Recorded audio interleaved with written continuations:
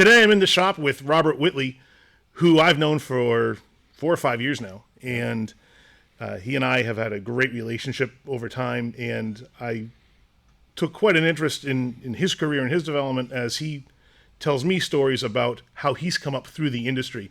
He's 24 years old and now has worked at a number of shops and has some terrific experiences about coming up through the industry, about tool purchasing decisions, about how the decisions he has made has affected how he works today and what he knows today. So I thought it'd be a great time to sit down and have a conversation with him, have him share some stories with us, and help anyone out there who might be in need of some advice or at least sharing someone's experiences about what coming up and through the industry has been like for him.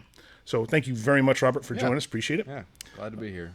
And let's start out just by giving a history of, what your experiences have been getting into the industry, how you started, and when that has brought you to where you are today. Yeah, so, I grew up turning wrenches, actually, in this building. When I was about 18 years old, I got an opportunity to work at a shop as a general service guy, doing oil changes, kind of light duty stuff. Not something I really was too happy to do until I realized it was getting me into a shop, which kind of opened the doors to more. I worked there for like maybe a year, 6 months to a year, and then got a job at another shop I worked at when you started doing what you're doing. Worked there for several years, and now I'm at a diesel shop working full time and working after hours at a little side shop here, and everything's good. So when you got into the industry originally, did you see yourself where you are today? My goal was to get where I was. I've always wanted to turn wrenches. I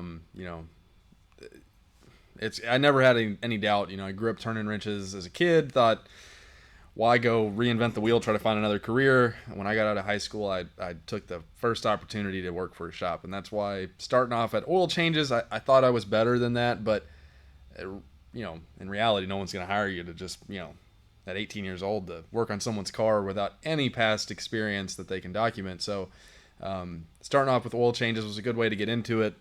I did learn some stuff, and then obviously when I got the opportunity to go work as a mechanic, it really, I learned a lot in that short amount of time. Learned a lot more than I thought I would, and I'm a little bit further ahead than I thought I would be today, but I kind of, this is where I wanted to be. So what was it like when you first started as doing oil changes and more basic stuff? How did you get over that initial hump of starting out, at the bottom rung and then working your way up?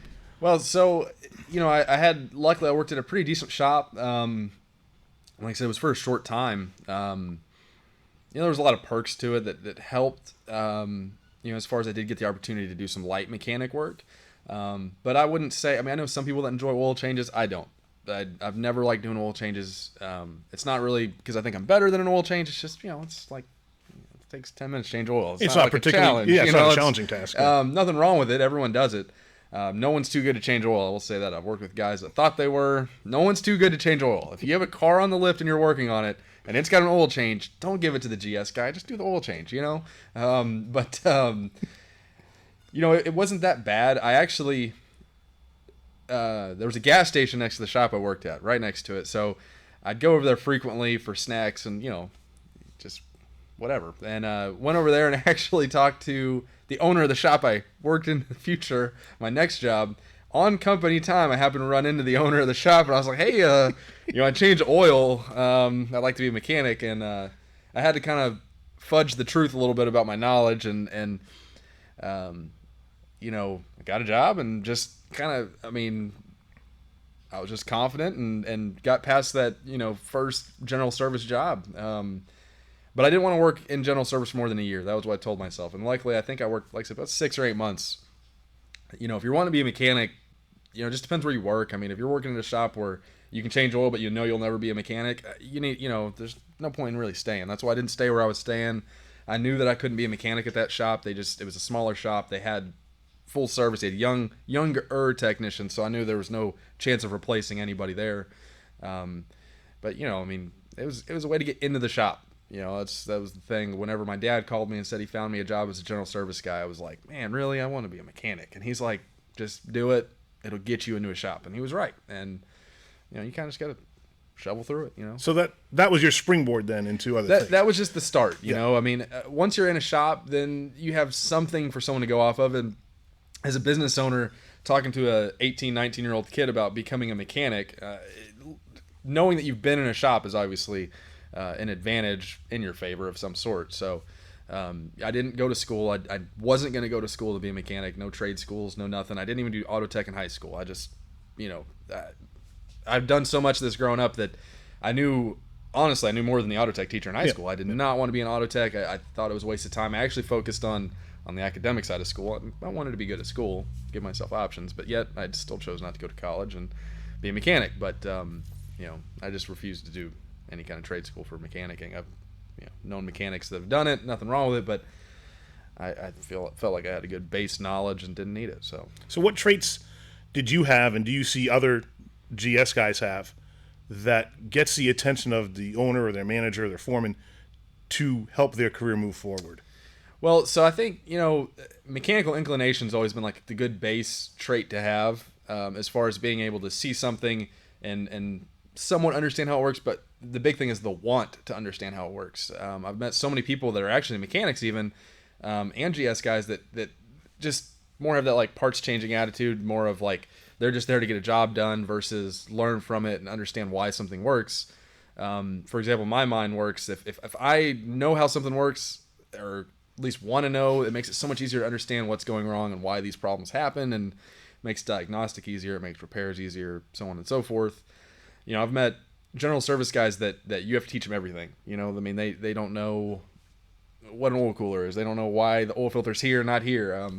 And I've met other guys that just I don't know if it's because they grew up doing it with their dads or what, but they kind of like me, they have that base understanding of so many different things. They can look at a part and at least know it's a ball joint and know that it's an exhaust component or so on and so forth. So I think if you have that kind of base understanding of what parts are, that really helps a lot, because definitely nowadays there's so many kids that aren't getting into this line of work that if you are a younger guy with any kind of knowledge of the automotive side of things, you have a real good shot at prevailing. And that's kind of where I was at. I mean, 6 years into it, I'm a tech, making good money, and it just, I think it starts with having expectations for yourself and stuff like that, setting goals and whatnot. So what helps keep your goals realistic? Because, when you start off on something, I think we all do it whenever we start anything, we tend to have, I think, maybe a rather generous view of our own abilities, right? Yeah. And we think that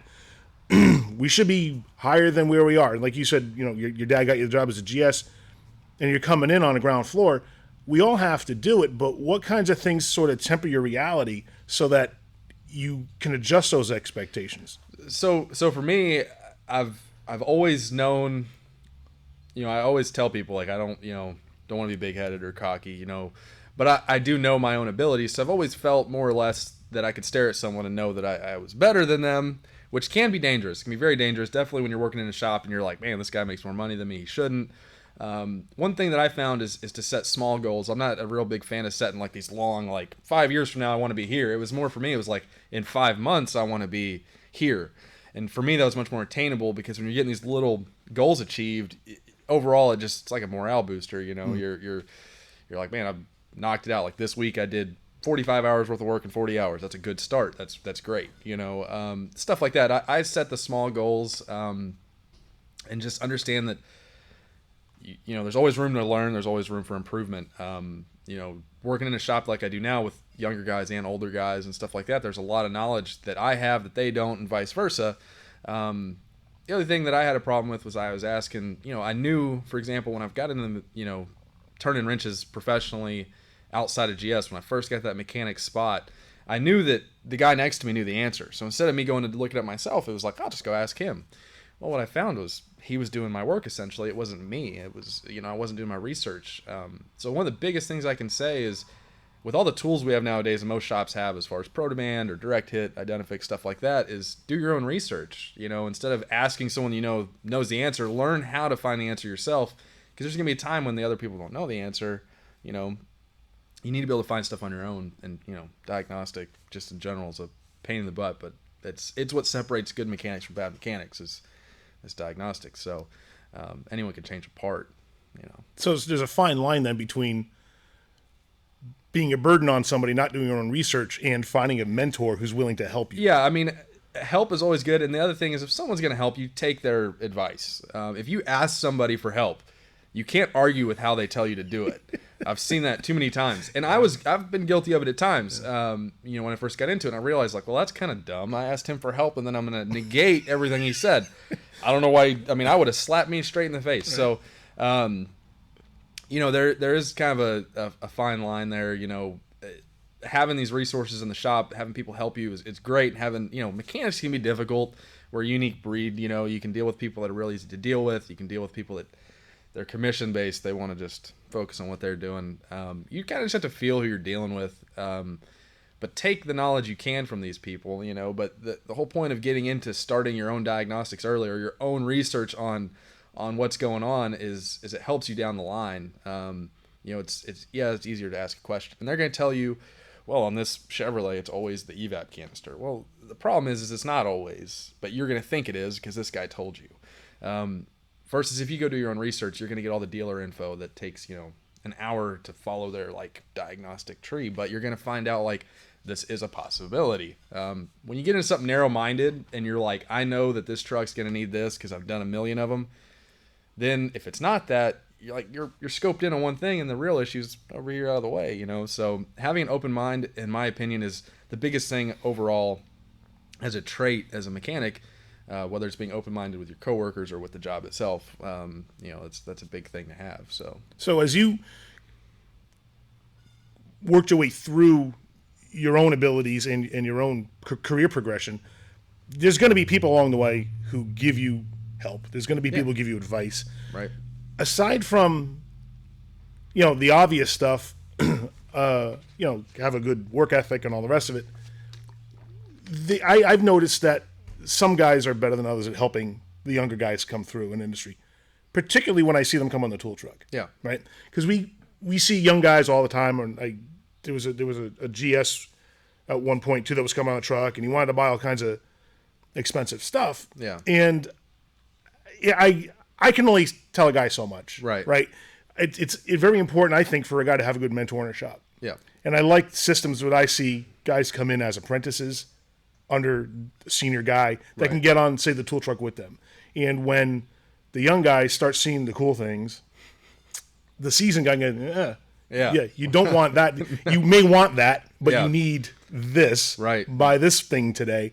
Yeah. Did you have that kind of help? Did you have someone to help guide you through those decisions? So I had absolutely no help with that. The only person that probably guided me at all was my father, just seeing what tools I was coming home with and pretty much telling me I'm an idiot.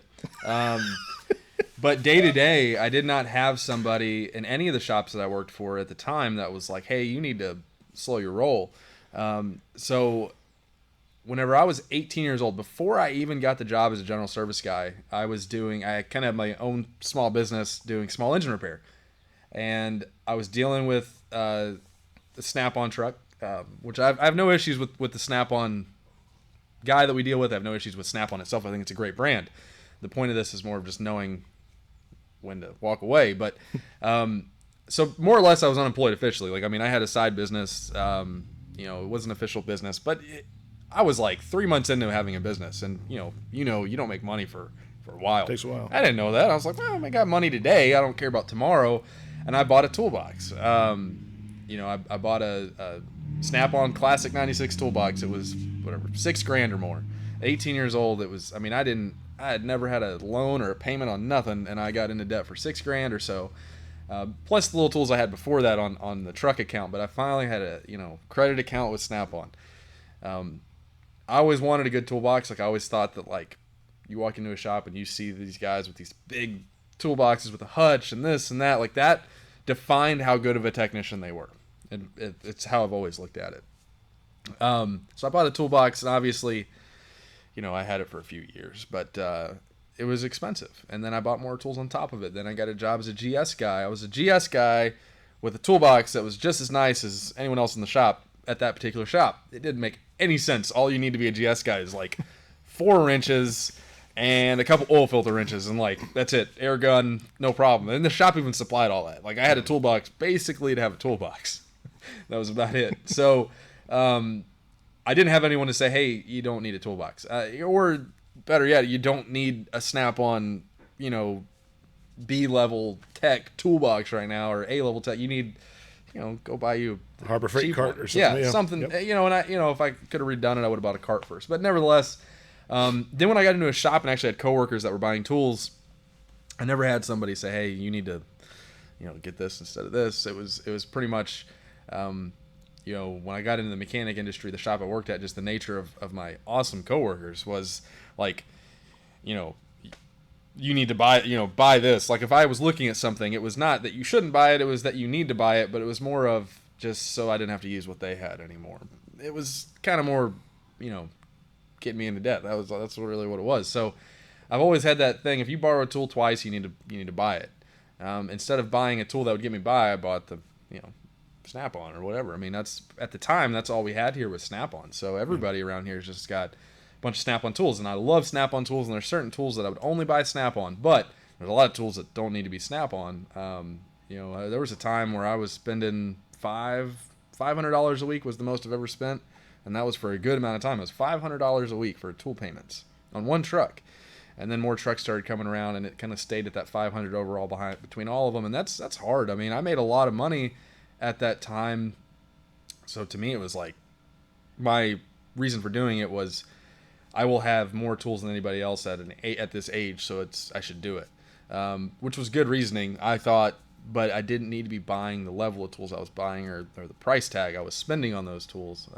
You know, we didn't have many options. I could have gone on the internet and ordered this stuff in a different brand and gotten by just fine, and that's probably the way I should have done it. But you know, I didn't have anyone to slow me down. Now, of course, you've seen that I slow people down on the tool purchases every week on every truck, because we've got some kids that are in the same shoes I was in that make decent money and have no tools, and you know, first thing they want is, well, I mean, I'm just going to buy this set of Snap-on wobble spark plug sockets. Well, you know, that's not a starter tool. That is not a tool you need right out of the gate, is you know.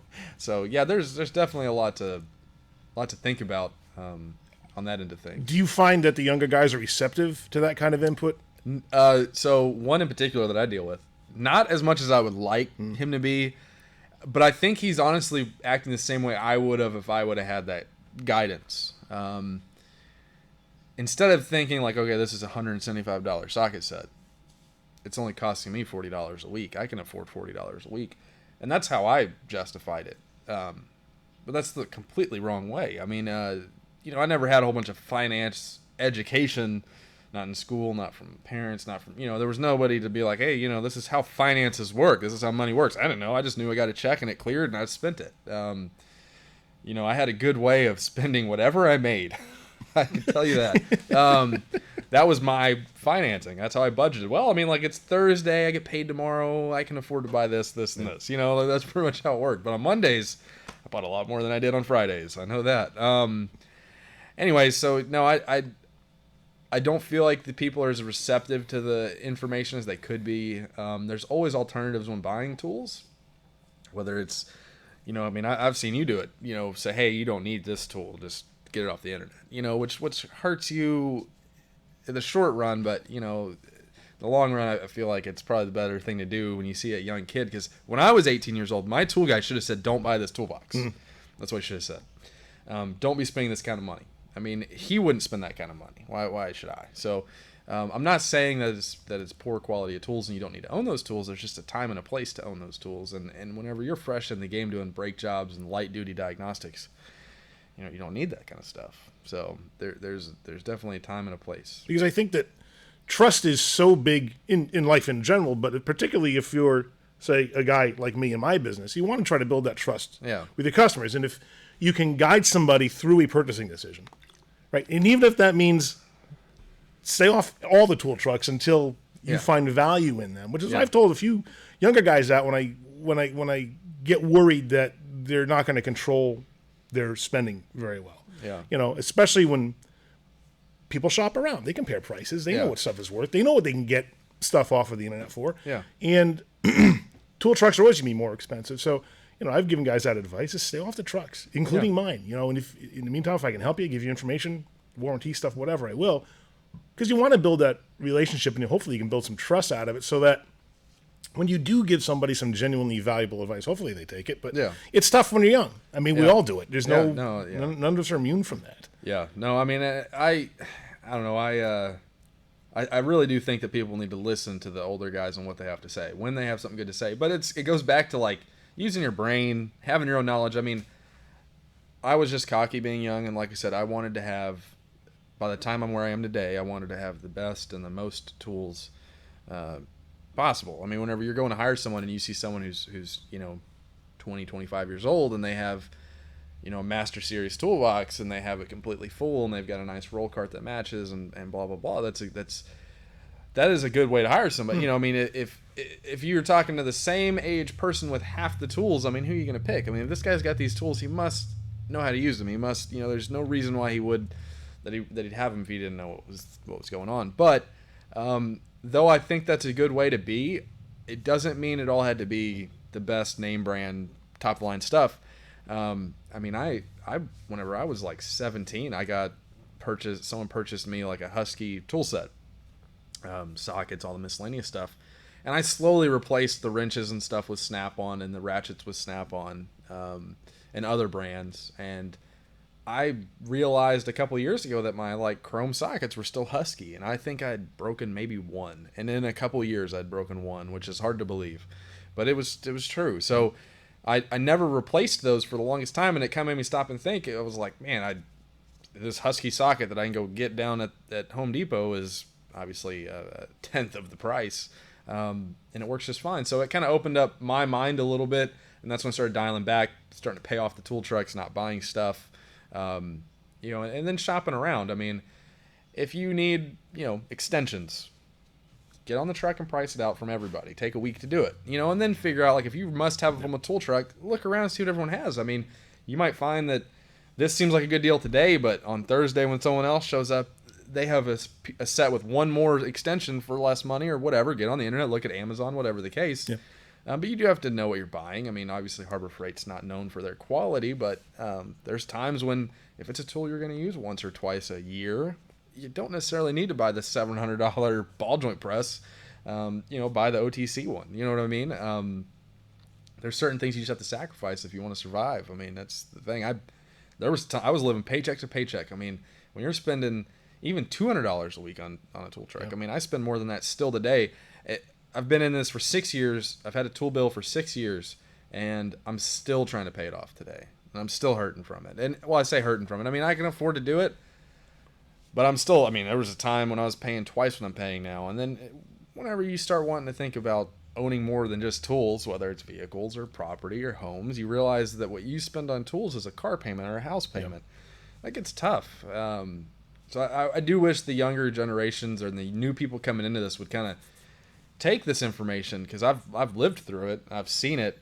I've seen so many other people live through it. I've seen tools repoed. I've seen, and if you're not a good mechanic, if you know that you're like coming into this and you're not like a for sure mechanic right now, you shouldn't have tool bills. That's the way I feel about it, because I've seen too many guys that get into debt like 10, 12 grand, lose their job, lose their reputation. In a small town like us, if you lose your job the wrong way, you're not getting a job somewhere else. And then that's when you start seeing really good deals on tool sets. I love seeing it. I mean, I hate seeing it, but at the same time, I get a good deal on used stuff when that happens. Then take advantage. But to your point, especially it's hard enough when we're in a small town, like Dripping Springs in Texas here. But where a guy like myself, I go all over the place. I go up to Pflugerville. We go down to Buda, Georgetown, Dripping, all South Central Austin. I know a lot of guys. I go to a lot of shops. Yeah. Guys, Tim, who works with me, he goes to a lot of shops too. So between us, we know a lot of guys. So a lot of times when someone's looking to hire somebody, they'll say, hey, I'm looking to hire a guy, and this guy interviewed. Do you know him? Sometimes the answer is yes.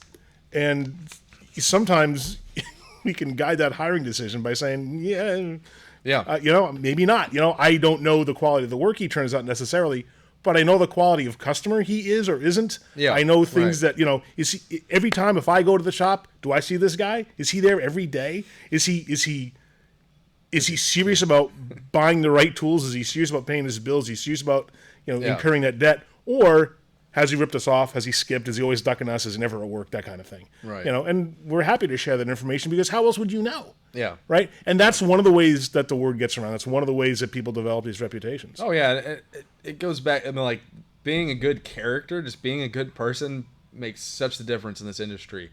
Mechanics. I mean, if you know anybody that's like a commission tech, there's like two different kinds of commission techs from what I see for the most part. Like the ones that'll stop and help you, and the ones that won't. I mean, like you got like your good guys and your guys you really don't want to mess with. I don't appreciate those kind of people that won't take the time to help.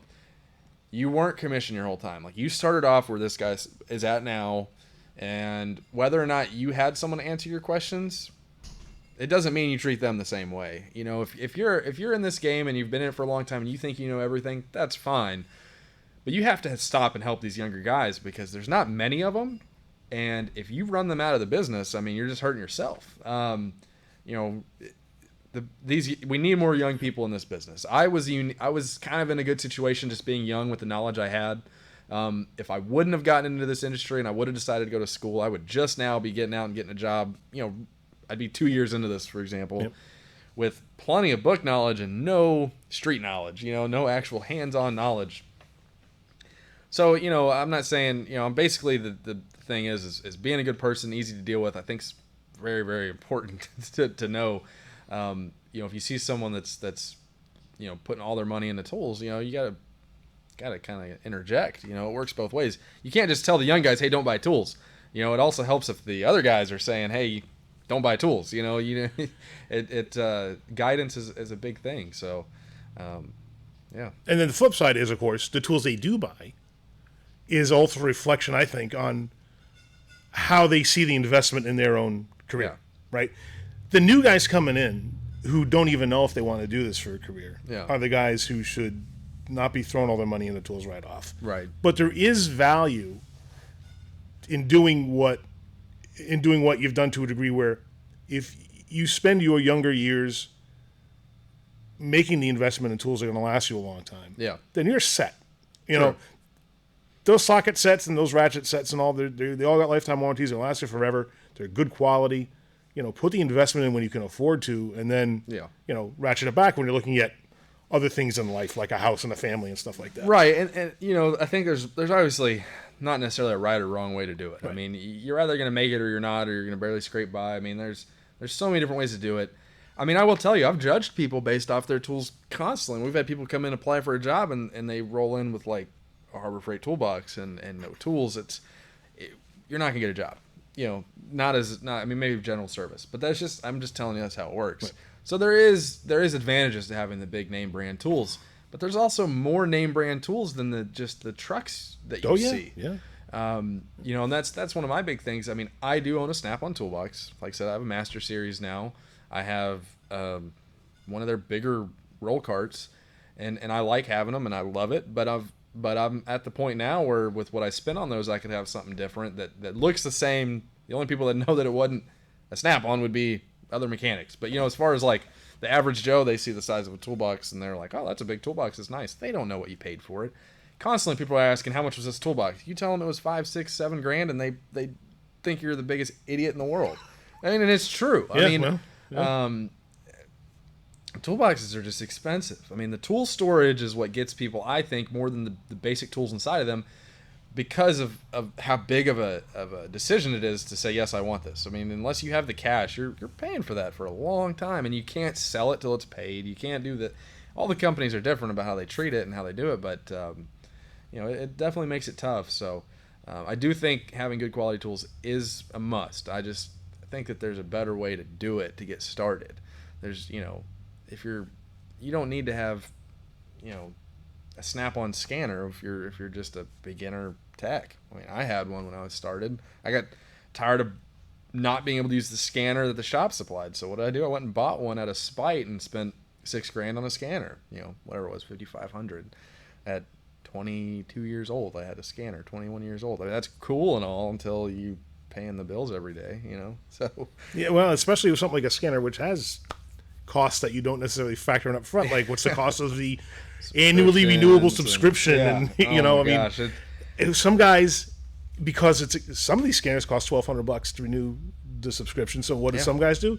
They'll make an additional $25 weekly payment just to pay for that subscription by the time the year's out. Yep, and like I said, there's alternatives. If you are convinced that you need a scanner, do you really need to go buy that scanner? That's up to you, but just use your brain. I mean, like I said, if your regular hand tools, I can see buying Snap-on or Mac or any of these big names, Gear Wrench, whatever. I get that, but there's certain specialty tools and stuff like that you don't need to have a tool payment on. If you really need it, you should be able to pay for it like today. You don't need to go and finance it on a truck or through a credit account. And that's what burned me is when you're dealing with these credit companies. It's the truck accounts.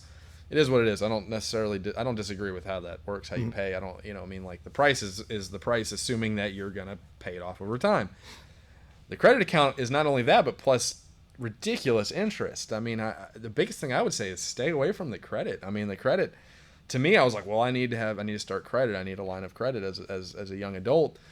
Might as well do it with tools. That way my credit helps me get through my job and career. And yeah, I guess it's not a bad way to think, but you should have a limit. My limit was, I was 10, 12 grand at one point. I was maxed out for my age, like day one, Did you find after you got on board in a credit deal that it wasn't all that you thought? What did you learn after you started making your payments that you didn't know before you started making your payments? So, it was one of those things where if I would have had somebody on the truck, a coworker or something that was like, hey, step off the truck, let's talk. Let me slap you around a little bit.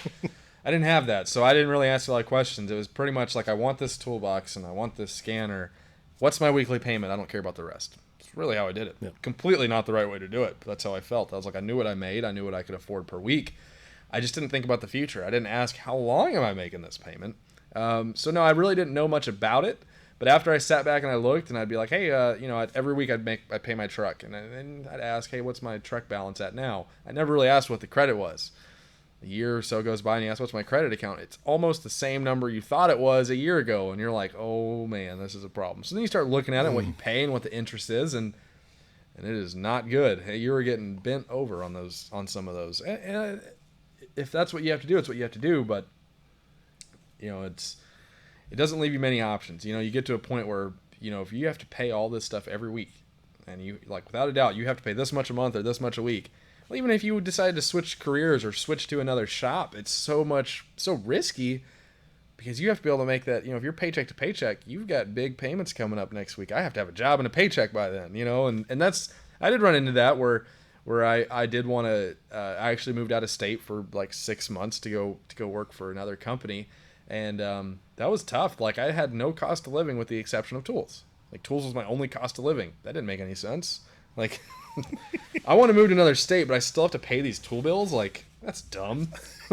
So, that's something I had to think about. It's one thing to have a truck account, like I said, because truck accounts are usually, for the most part, under $1,000, and it's like you can work with your dealer and be like, hey, I'm going to be moving. Like, I owed you money at that time. Yeah. And I paid you I never missed a payment, but it was, if I needed to miss a payment, I don't think it would have been an issue. No. As long as I would have communicated that. But with credit companies, no. It's a different story. That's a whole other story. Yep. And with some of the truck accounts, some guys depend on that money.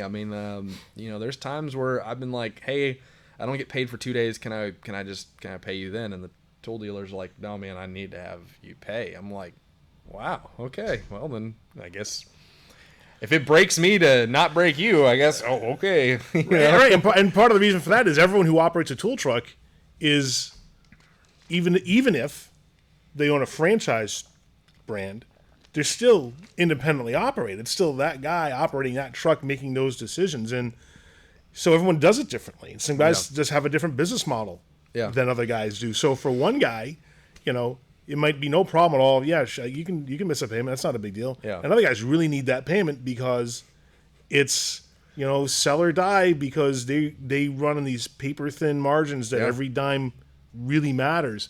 And how well someone runs their own business is certainly going to affect you, because it changes your obligation there. Yep.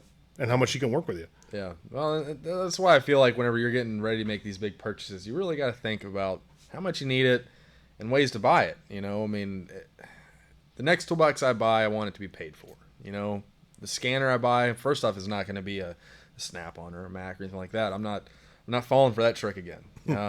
I love my scanner to death. I got no complaints about it. My complaints are with what the cost of keeping it up. You know, what you spend to get it in your hands, and then like you had mentioned, I just got the notice a few days ago that hey, your subscription's about up. You know, you're like, well, I don't have a choice. Like, right. if you want to stay up with the times, you have to buy it. So yeah, it's like $25 a week or $1,200. Well, that's not fun. So. A lot to think about on these big purchases. Instead of just looking at it like I did and being, well, I can afford it week to week. Think about the long term. I mean, if you ever want to do something with yourself other than buy tools, you got to think about that stuff. I didn't. And it's hard to get through, but when it's all said and done and you're sitting where I'm sitting, you have a hell of a nice tool collection, and it's awesome. But you know, your bank account's empty. You know, I mean. Let's look at the things that matter. You know, things change, and just being a younger guy, your values are not, your goals are different. You know, you're not thinking about the future. You're not thinking, you know, you're say you're living with your parents, your cost of living's low. Let me put all my money in tools. That's great, but what I was spending per week on tools, what I spend on tools, you know, for example, when I'm spending $200 a week, you know, that's $800 a month. What tools can you buy for $800 a month just like outright? I mean, so many tools. I mean, not to mention if you would have just not bought tools for a month and you walked on the truck with $800 cash money, you could have walked away with 20% more tools or more. You know what I mean? Like, and they're paid for. It's a done deal. Or even buying off the internet. There's certain tools you just don't have to have off of a tool truck. Power tools is a big one. You know, like power tools in a lot of cases, if it's something that's Ingersoll or even Milwaukee, you know, I buy Milwaukee both off the truck and off the internet because there's certain times where the internet's got a better price than what you or any of the dealers can do. Yep. But I do like being able to warranty through you, so I have the respect to buy a lot of my power tools from you because I know you'll warranty either way, but to me, it's like, oh, I bought this off Amazon. Will you take care of it? Right, yeah. Like, well, that's kind of not right. You know, I mean, you kind of got to understand what you're doing to people. But at the same time, if it's an 18-year-old, you should also understand, like, yeah, he's 18. I mean, he's trying to make it, you know. There's some differences in that, you know, being my age versus being 18 doing that. But, you know, I wish people would learn and take this advice and run with it because you'll end up in the same shoes. You know, if you're watching this video especially and you're like, man, you know, that guy was right a few years ago. Like, this sucks. You know, like, I told you. Yeah. Like, I'm going through it now. Like, I'm still paying. I still owe Snap-on like $6,000. I mean, the bad part is after my first toolbox, I'm like, I won't do this again. What'd I do? I bought another toolbox. I bought a scanner. Well, there was a newer version. What'd I do? I bought another scanner. So I've done all this 2 times. Yeah. I mean, like, and I knew the second time, both times, like, when I bought the second toolbox, I probably shouldn't do this. Did it anyway. You know, it's just how I am. I'm not very good with my money. I mean, well, no one is, you know. Like, it's like tools are so cool. You get on the trucks and you're like, oh my gosh, what do I do? And it's hard to deal with, but that's what the tool trucks are winning. I mean, that's just all there is to it. They are winning. Well, and it's funny when you compare the offerings on tool trucks to lots of different online or brick and mortar retailers.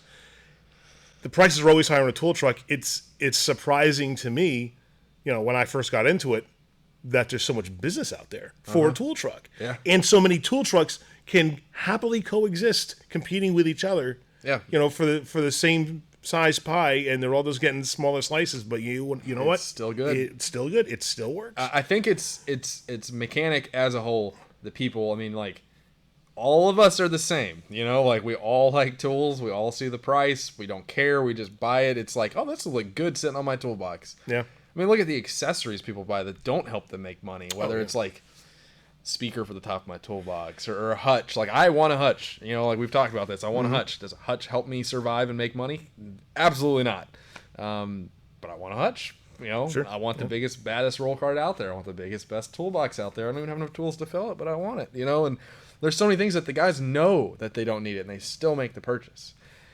I can't answer why that is because I'm guilty of it too. I think it's just how we are in general. I mean, like, we're not financial advisors. We're mechanics. That's for a reason. I mean, that's just, we don't really think too much. Well, I think that anybody would do well, regardless of what career they choose in any industry, to get some financial advice up front. But there's so little of that in this world. Yeah. And everybody has. I remember hearing an interview about athletes. ESPN had a great 30 for 30 special on how athletes got in all kinds of financial trouble because there was no one to give them good advice. Right. Or the people who were giving them advice stood to benefit from the advice that they'd give them. So, of course, what are they doing? Giving them selfish advice. That's not really helping that guy.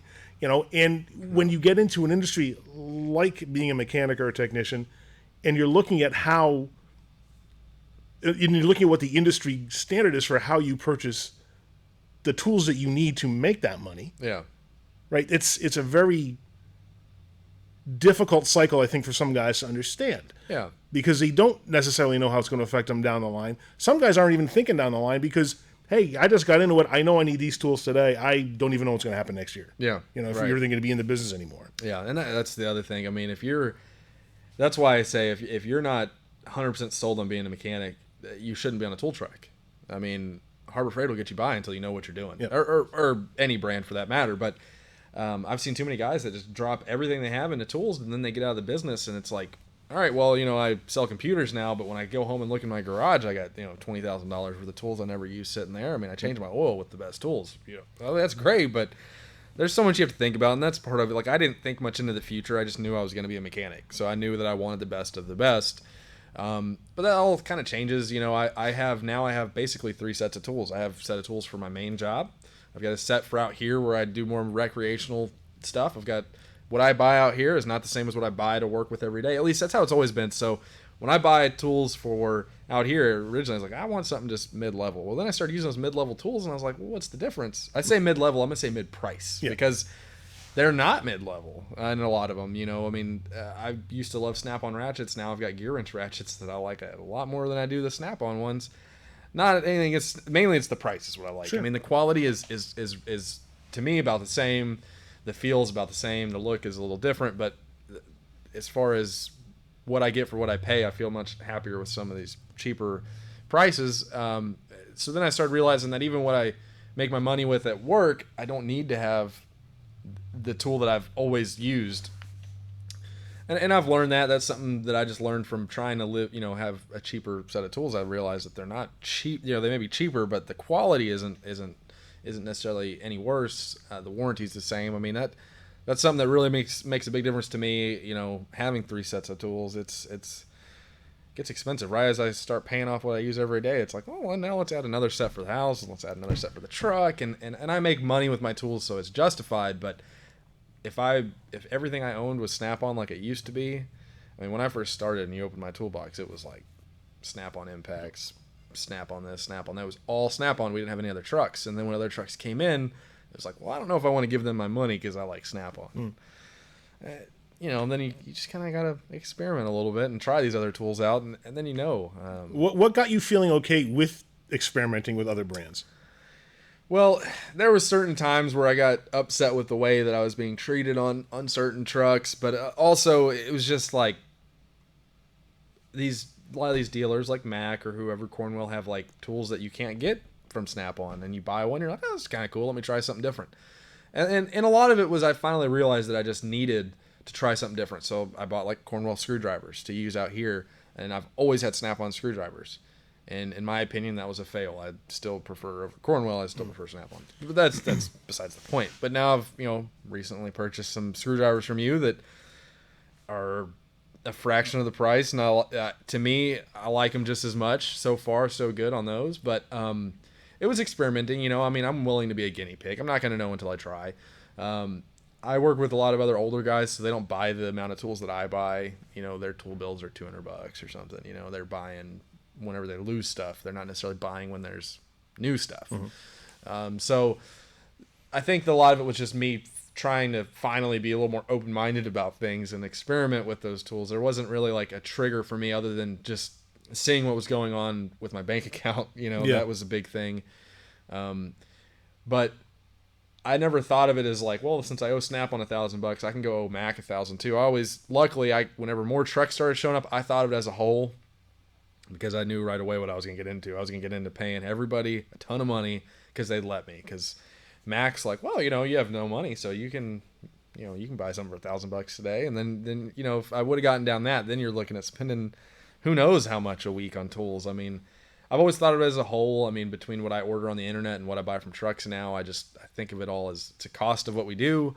You can write it off when you do your taxes. I mean, it's tools that should last forever as long as you don't lose them, which, it's like that pesky 10 millimeter. I buy them every week. They disappear. But there's cost to it. New tools will come out. These newer vehicles the engineers are just ridiculous, but there's tools that you have to buy to survive on some of these new vehicles. So you got to leave room for that. If you're a mechanic, you're always gonna have a tool bill. That's one thing that I did learn from an older guy. He did tell me that was kind of what helped me justify buying the amount of tools at the first mechanic shop I worked at. Was the guy he's an all right guy. He did, he had a lot of knowledge, but as far as tools went, the only thing he really told me was you'll always have a tool bill. So when I was like, man, I really shouldn't buy this, he's like, yeah, you always have a bill, just add it to it. I'm like, okay, well, it doesn't mean that I need to buy everything just because I'm always gonna have a bill. But he's right to an extent. I mean, if you don't continue buying tools and you're not going to succeed, because there's, like triple squares that come out. There's eTorx Plus. There's all these weird sockets and stuff there's stuff you're going to need, whether it's, and you're also going to find the ways you do things, you're going to find ways to improve it, like cooling system refillers and stuff like that. There's always room for improvement, but if you're on a budget, you don't need a cooling system refiller. You need a funnel and a few minutes to fill a cooling system. But it is cool to have a cooling system refiller. But, there's certain things that make our life easier, but you don't need to have them whenever you're a C-Tech just getting into the game. Being broke is not fun, I can tell you that. Well, yeah, but efficiency is really important, too. And it is. When people, I think, buy tools with their efficiency in mind, yes, they're making smarter decisions. I agree with that. Because the tool's going to earn you money. And I think, especially for younger guys who just see a tool truck for the first time, they're always surprised how much things cost. Yeah. And and certainly it's a legitimate and very real issue to understand how much money you're spending on stuff or how long you're going to be in debt for. You have to also understand the other end of that equation is how much money is this going to earn me over my lifetime of owning it? Yes. Right? Because that's a very real part of that equation. Yeah, no, I agree with that. I think about that all the time. Where I'm at now in my career, in my opinion, if you're like a B level or C level tech, efficiency is a big thing. Buying certain tools to help things go faster, I definitely agree with. But when you get into being where I'm at now and you have the base tools, that's the name of the game. Mm-hmm. I mean, a lot of the purchases I'm making are about efficiency, whether it's fancy impact ratchets or whatever, power tools or whatever the case.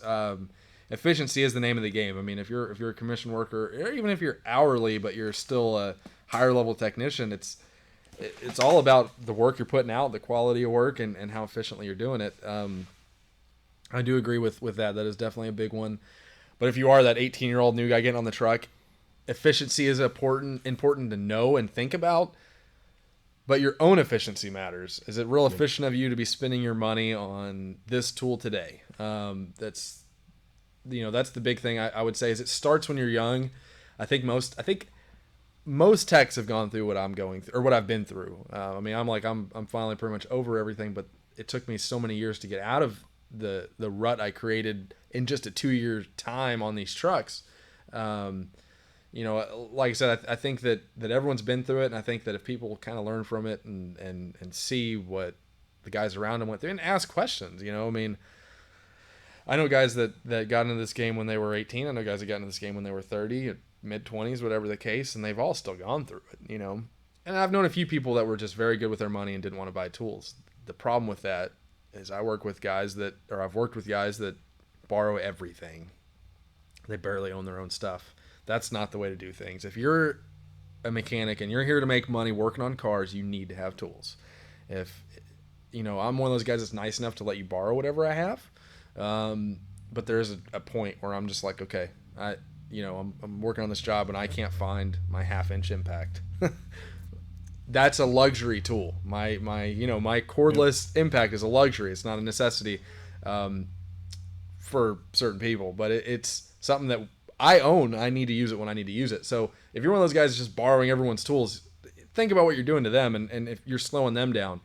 If they're commissioned and they're still nice enough to let you use their tools and you're slowing them down, that's money out of their pocket. I mean, that means a lot. I mean, if they're willing to do that, they're nicer than I am. And that's a lesson that a lot of guys need to learn early. I had a conversation with a guy he works in a shop, but he's not a mechanic, and he wanted to move up to be a mechanic. And his take on it was, because there was a few guys on the truck at the same time, including this new guy. Yeah. And they're all buying tools, making the payments, buying tools, and he sees how much money they're spending every week on making their payments. I mean, and it's a good sized shop. These guys get paid really well, so it's not uncommon for them to be making $100 payments every week. Yeah. Right.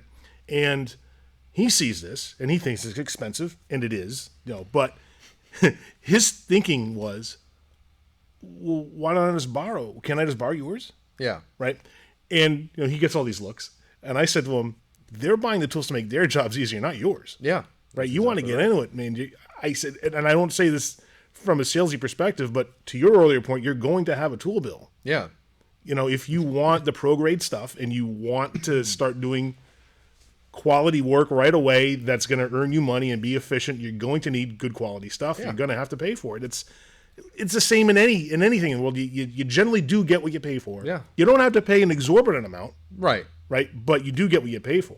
Well, and I think that there's a kind of it's just a problem with the tool industry, but the only way to get these good quality tools for the most part is through trucks of some sort, or the internet and weight. So, I mean, like, you're kind of there. I mean, that's what you have to do.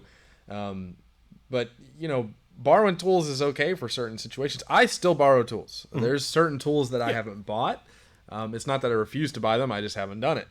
Whether it's usually something real niche or real specific, like a drill pump that you use occasionally when you're doing a transmission service. In a diesel shop, almost everything we work on has a dipstick. But some of these newer automotive stuff we work on, occasionally we need a drill pump to fill the transmission, for example. Borrowing something like that, the guy I borrow it from happens to be the guy that borrows a lot of stuff from me at times. So we don't, it's not like he ever questions me. I don't question him. He's welcome to use my tools. But when you have your fellow mechanic borrowing your tools and you have two GS guys borrowing your tools, and, just the nature of it, I lose tools. I am not perfect. So when I lose a tool, what's the first thing I think? That guy did it. Yeah. And then you're pointing the fingers and what I call the blame thrower. You're like blaming everybody. So it's a big thing to if you're gonna let people use your tools, you have to understand that they're gonna make mistakes as well as you. I've told guys before, like, all right, you're not allowed to use my tools anymore. You never return them. You return them dirty. That's not cool. But if you're gonna borrow tools, you got to respect it and you got to understand. If you're borrowing a 17 millimeter wrench, well, god dang, you better own one of those. Why are you borrowing this? It's one thing to borrow, like I said, an occasional tool, but borrowing something that you need every day is just not cool, And if you need it that bad and you can't afford it on a tool truck, well, you better head to Lowe's or Home Depot or somewhere, and get it. Right. Head to Grandpa's garage and find it. I mean, there's a lot, and because of how generous people can be, I don't think some people realize when they're becoming an issue or when they're, like me, I'm a pretty nice guy. I don't like to be difficult, but there is that point. Right. That being said, people don't understand that what they're doing, affects my job. But you also have technicians that are not very nice, and they'll tell you if you're out of line right away. Usually not in the best manner, but at some point you gotta bite the bullet and just start buying tools. But that's why, in my opinion, like the GS guy that I try to mentor the best I can, instead of, he's 18 years old. He's doesn't plan on necessarily being a mechanic. He is going to go to college just to go to college. But, it's like the other day, bought wobble spark plug sockets. Well, you don't even, do you own a socket set? Do you own a wrench set? Do you own, there's so many other base tools you need to think of. Just because this one's sitting on the deal shelf and it gets you a ticket to possibly win this one in a gazillion chance to go build a car or whatever it is, it doesn't mean you have to buy it. You can get this price a year from now. I guarantee you for sure this is not the last time you'll get this deal. Yep. But that's something that those little gimmicks that these trucks do to try to get you to buy tools, I fell into it big. Whether it's, holiday specials or whatever, or the chance to win this. Well, I'm just telling you, whoever spends the most money is the one that wins. Yeah. Whether it's mathematically or rigged, that's just how it always works. I'm just telling you. I've seen it a million times. Yeah. And I've heard the stories too from tool guys. I'm like, I know this guy won, but this guy's a better customer. Yeah. That's why I tend to not do those games myself. And I know it drums up interest. And one thing I'm really bad at is marketing. Yeah. I'm terrible at it. Right? I can't, my promotional skills are horrible. Well, that's why I kind of hope the flyers speak for themselves. I kind of hope my pricing speaks for itself. And it's got to be tough for you because you have a soul, unlike some of these guys. So, I love all the tool guys and I respect them all as people, but I believe that, for example, if you're like a Snap-on dealer or whoever, I believe that you are trained in this like bullying tactic, where the marketing works. So you're going to run it regardless of what it does to your people. It's like handing them drugs. Like, I know it's not good for them, but I'm getting paid. Like, I couldn't sleep like that personally. But if that's how if you're comfortable with doing that to people, I mean, that's at times I was treated poorly, not treated poorly, but it was like, why are you letting me buy this? Why aren't you stopping me and saying, hey, you're 18. Do you need this toolbox? Like you can buy it. You're approved. I'll sell it to you. Great. But is this what you need? Or do you want to turn around and buy, $1,000 worth of sockets and basic stuff? I never had that. And that's just something that your tool dealers, they don't have to do that. If you're a car salesman and you're a vulture, be it. If that's how you're okay with it, that's why it's up to you to understand what I've been through, because I didn't have necessarily other techs to slow me down. I didn't have tool dealers that would slow me down on my purchases. It was like, if you want it, we'll make it happen. I mean, the one thing I will say is with all the trucks I deal with, I can put anything I want on the truck for the most part. They know I'm good for it. I've never missed a payment. Right. I mean, I'll miss any other payment in the world before I miss a tool payment. Tools are what make my money. My relationship with the tool guys is very important, so I don't want to mess that up. But there's just not everyone is out to help you. The only person out to help you has got to be you. So at the end of the day, you kind of just got to take the stories you hear and the things you see and work off of it. So. Yeah, because brand washing is a real thing, especially like when you were saying earlier how the only guy that was coming around was the Snap-on guy. Yeah. And that's the one thing Snap-on does better than anybody. They're out there. Always. They're everywhere. Yeah. And so you're always going to get a Snap-on guy. And when that is what's normal, and that's what you see every day, and when you see what other guys are using in their toolboxes, and you see it's all branded similarly, right? That's a very, very real testimonial to... Oh yeah. To the availability, the quality, whatever. But when you start to look outside of that, especially if you do start to get some other tool truck options, and you learn a little bit about the industry, which is where I like to think I try to add some value. Where if I can learn about who the manufacturers of a lot of these brands actually are, because third-party branding is so prevalent. Yeah. And I never would have known that if it wasn't for you telling me this stuff, and I wouldn't have known it. Here's how I learned it, right? Because when I started in the tool business, I owned a franchise, and every tool company has its own annual show where the dealers go and they can see all the products that are offered in the product line, and you'll buy stuff at the tool show for some price incentive that, you get, buy 20 of them and get a percentage off or whatever it is, right? And when you go to these shows, there's these product booths all set up in this expo center, and you walk around, you can talk to the people repping this stuff. Yeah. And when I went there, I was really surprised to see that although I was with a franchise company, all the booths were represented by different branded vendors. And one of the first ones I went to was the Mayhew booth, right? Yep. And there's a screwdriver just above the Mayhew ones, right? Yeah. So I go to this booth and I see all these branded, these franchise branded pry bars all laid out. And I see the sign in the booth that says Mayhew. And the people in the booth were all wearing shirts that said Mayhew on them. But the tools didn't. I'm like, what's going on here? Right. So this is my first soiree into this business, right? So I started talking. I said, I'm kind of confused. And they said, well, we're Mayhew. We manufacture these. I'm like, what? And that's when I first learned the term third-party branding and private label and these other things. And as I went to the booths, I realized every booth in that show, there was an Associated booth that had chargers. There was an Ossenmacher booth that had specialty tools. There was a Schumacher booth that had lighting. There was all these other booths. I'm like, wait a minute. Yeah. And that's when I first started to understand way more about the tool world than I did. And that got me thinking and digging and trying to find out who actually makes this stuff, right? Because there was a time, believe it or not, where you could go to Lowe's and buy a Cobalt ratchet that was manufactured by Snap-on. Oh, okay. And when the dealers found out about this, they were kind of mad about it. And Lowe's had since changed their manufacturing relationship with Snap-on. But when you go to Home Depot, the Husky branded hand tools are made by Apex Tool Group. Apex owns Gear Wrench. Okay. So you're buying very similar tools there. Right. For a while, Apex was manufacturing for Matco because they were owned by the same company. Yeah. So it's kind of an incestuous business where you're buying one branded item, which may be exactly the same item with a different brand on it. Yeah. And knowing that can make a big difference because all the only difference at that point is cost. Oh yeah. I just having the background I've had, I when I was a kid, my dad worked at a automotive parts store as a manager, so I grew up in that store, and they had Lyle. And I always assumed that Lyle was Lyle's probably just a automotive parts store brand, more or less, probably not the best out there. But then I started getting on tool trucks, and everyone carried Lyle. Yeah. And I was like, okay, they the specialty tool, for example, Snap-on doesn't have it. He has it on the truck as Lyle, not Snap-on. Or you'd see, I saw this a lot with Mac and some of the other brands, is they'd have the Lyle packaging and everything, but doesn't say Lyle on it. And I'm like, how much is that? Oh, it's $78. I called down on the road to the parts store, and I'm like, how much is that? It's like $27. I'm like, and then I'd see the young guys trying to buy this, and I'm like, stop. It's like they're about to drink poisoned coffee. I want to just go tackle them. Be like, no. It's right down the road for $50 less.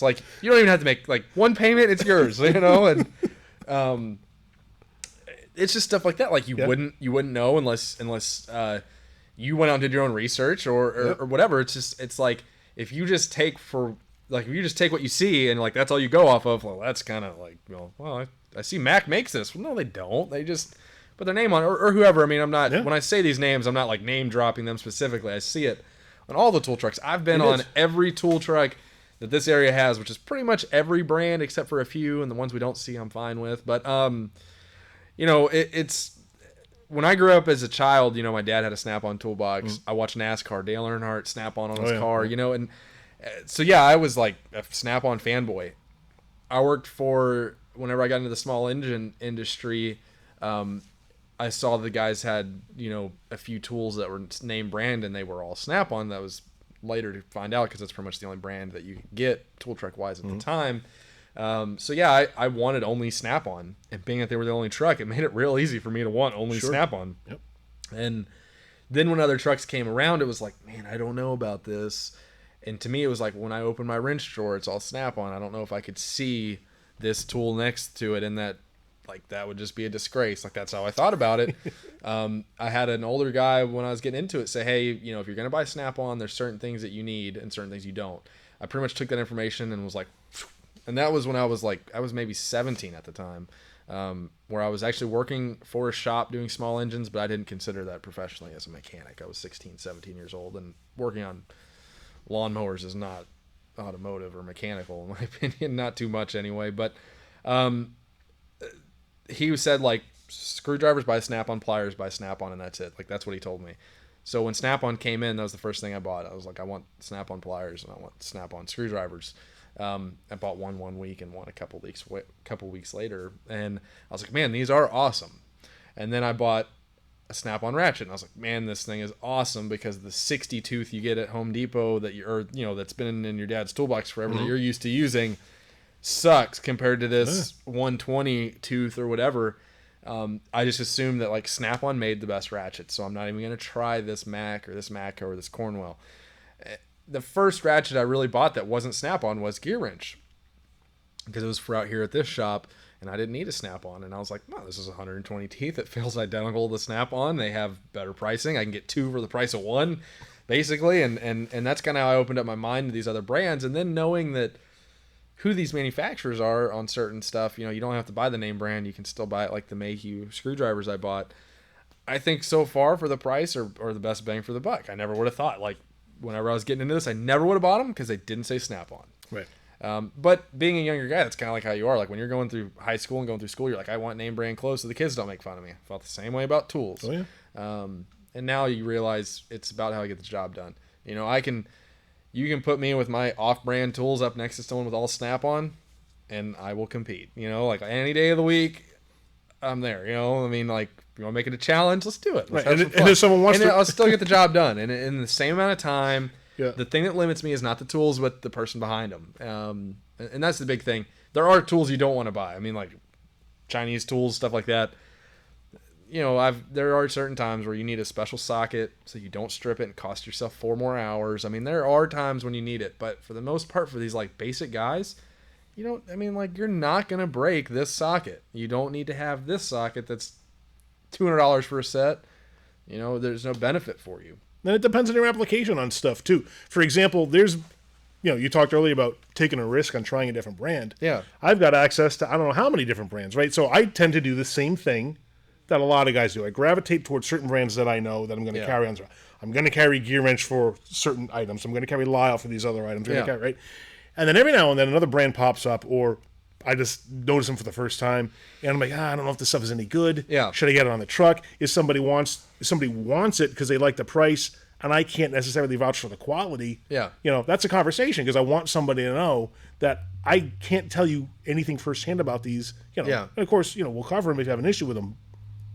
And I'm happy when people are willing to venture out a little bit, right, because it gets me some good feedback from that customer too. Like the Titan brand, for example. Right.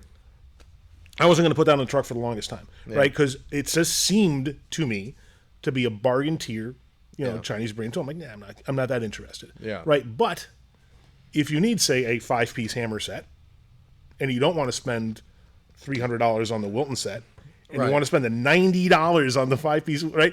Yeah. I'm like, I don't know, you know. And the first guy who ever wanted a Titan hammer, like, well, I don't know. Good luck. Good luck, right? And the camera came in like, this is a bad hammer. Yeah, no, I mean, it looked good, built well. It does not have the same fit and finish as the Wilton one, for example, but it seems like a pretty good quality hammer. And then I started selling more of their stuff because now I can get feedback from customers who say, yeah, it's good and I like it. Here's why. Or I don't like it. I'll find out that I'm not going to carry it. But being willing to venture out a little bit can pay you dividends because you might save a whole lot of money and find your quality is just as good. Well, yeah, and that goes back to kind of like what I was talking about earlier. I mean, there's times where you need to have a certain high quality tool, regardless of the brand, it needs to be high quality. But there's certain times, for example, hammers. I mean, like, how many people have you ever seen a broken hammer? You know, like, yeah, I've broken a hammer that was fiberglass and super, super old, and I broke it because I got really mad. Or a wooden handled one. Or wooden handle. I mean, like, that kind of stuff does break, but for the most part, the hammers and pry bars break. You know, is that something you need to have name brand? I don't know. I don't think so. Now I own Snap-on pry bars and Snap-on hammers, but I also own, I think, the Mayhew ones that I keep out here. Maybe they're Monster. What was one? I don't know. But I have still some made pry by bars. Mayhew, right? So okay, well, there you go. Yeah. Point proven. Yeah. But and I haven't broken some of these things, you know, that you would, you know, like, the point is you don't have to have the name brand for certain things. Like, I do believe that, you know, like flank drive wrenches and certain sockets are a must on certain jobs. When you're dealing with 12-point stuff or you're dealing with exhaust stuff that's liable to strip, I do think having a good quality socket and hand tool is a must. But it's also like air tools. You know, I bought into a lot of the Snap-on air tools. I have, and I still have them, but I moved them all out here where I don't rely on them. I could have bought an Ingersoll, or I could have bought an Aircat, or something much cheaper with similar specs.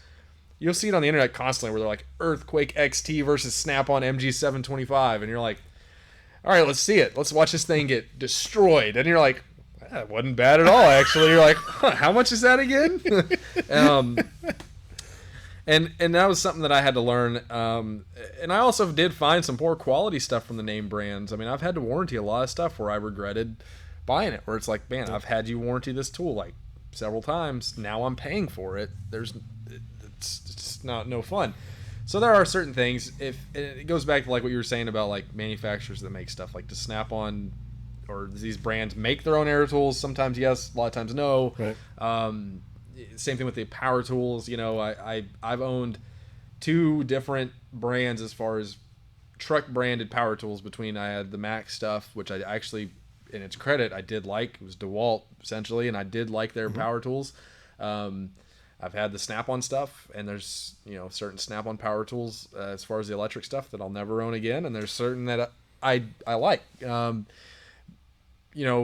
Now I'm just a Milwaukee guy. I mean, like everybody else, if you're not Milwaukee, you're not cool. I mean, it's just Milwaukee's so much better. But isn't that funny how that flip happened though? It is so weird because it wasn't that long. It was like a switch. It was, and everyone moved. Yep. Whenever I bought the Mac stuff, that was like the jam. Like the DeWalt or Mac half-inch impact was a powerhouse, and it still is today.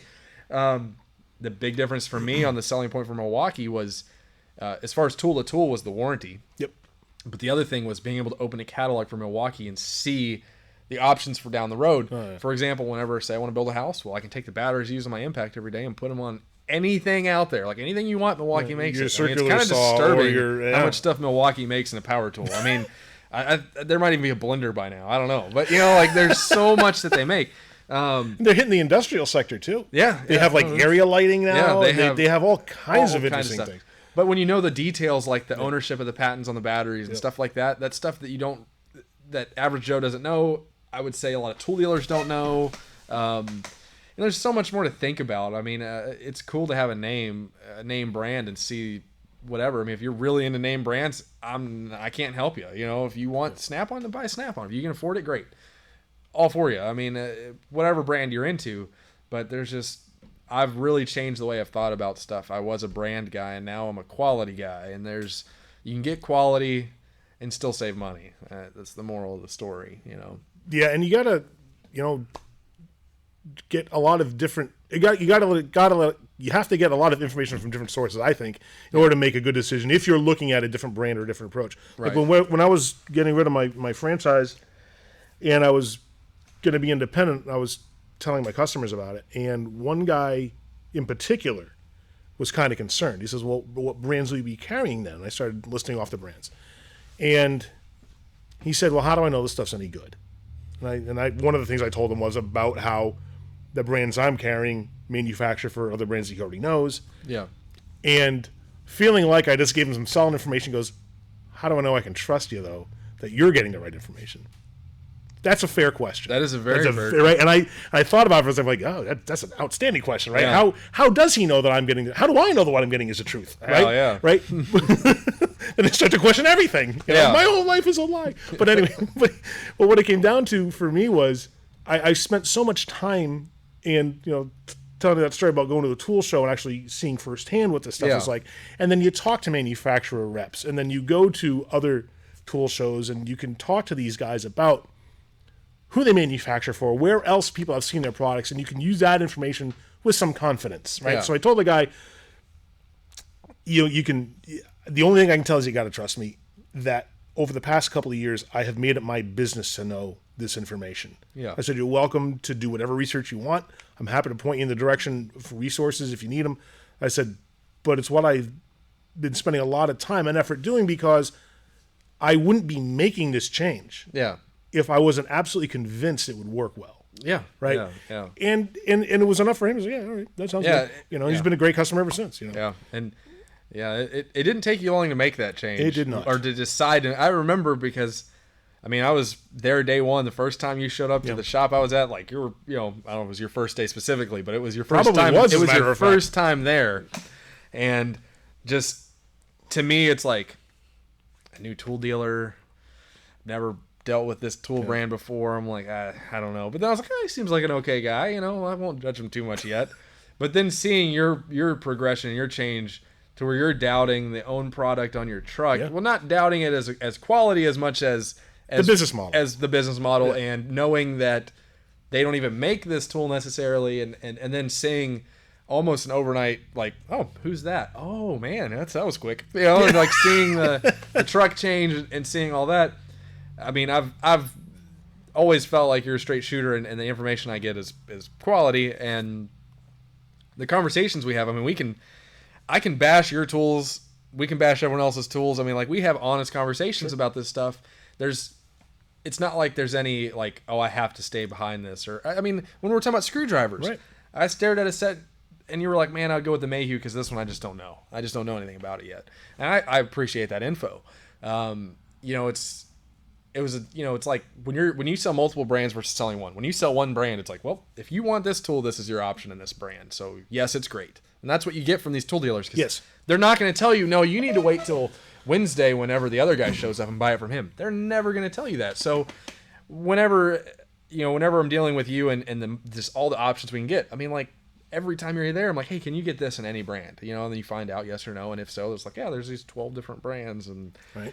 That's something that's relieving because I know that I get several price options. I get many quality options from you. It's not like, well, Snap-on makes this and that's it, and Mac makes this and this is it. With you, it's like you can get so many more options. It's basically like looking at Amazon. I can just talk to you. You're like the Amazon of tools. Like to me, like I can go try to find all this myself, but you have access to so many different brands. It really opened up a lot of doors. I bought drill bits from you with your previous company. I bought a lot of them. They were great, lifetime warranty. But then now it's like you can open your catalog and you have all these different brands that are like, the price is obviously much different. Well, the warranty is much similar. That's an interesting point because I'd be interested to see. Dewey just bought he did the Irwin set from me last Tuesday, so I'd love to see between the two of you what your experiences are using these things and the feedback they get. It's critical for me, right? Because to your point, if it's not Irwin, I've got half a dozen other brands of drill bits I can get. Yeah, exactly. Right? But I get good feedback on that stuff, and I rely on it because I don't use this stuff professionally. Yeah. I don't use the tools that I sell, so I need to know from people who do what it's like. And that's so even if you're watching this and you're not capable of buying tools from Lindsay, it's not like it's not like me saying all this is like to push your brand. It's more of thinking the fact of course he's going to say this is a good tool because it's the only one he has. He can't steer you to anything else. So that's exactly it. You have to understand that just being a salesman, your job is to sell. It's not to make his life better. It's to sell. Like, I'm here to sell you tools. I'm not here to tuck you in at night and make you feel better about yourself. I'm here to sell you tools. If you think that way, that's great. If you do actually care about the person on the truck, that's even better. But for the most part, that's not what they're there to do. It's like being a car salesman. I mean, like, people don't like car salesmen. Why? Because their job is to sell you what's on the lot. Like, they're going to tell you that, this used car is great because they need to get it off the lot. Right. It's the same thing with the tool trucks, at least with you, or just being able to see these options that you sell and you can stand behind the different options you sell. And there's been times where you're like, well, I can get this, but I wouldn't get this. Well, that's kind of nice to know. Whenever you hear that you doubt it, that means that you have a knowledge on it, that you care about the quality of it.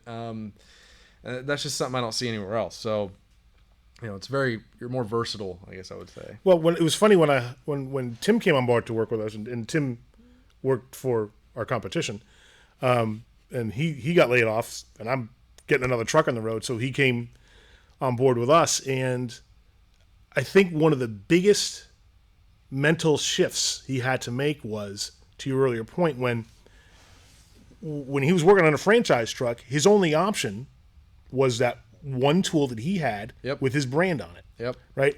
And if someone got on the truck, I need a 1/2-inch cordless impact. Okay, here's the 1/2-inch cordless impact I can offer you. Well, it's kind of pricey. Or do you have anything higher power, lower power? Do you have any product options? No. Nope. So what position does that put him in? He now has to convince that person that this is the very best option they could possibly get. Yeah. So all of a sudden, this product is better than any other product. Right. It has to be. Otherwise, he can't sell it. Yeah. Right?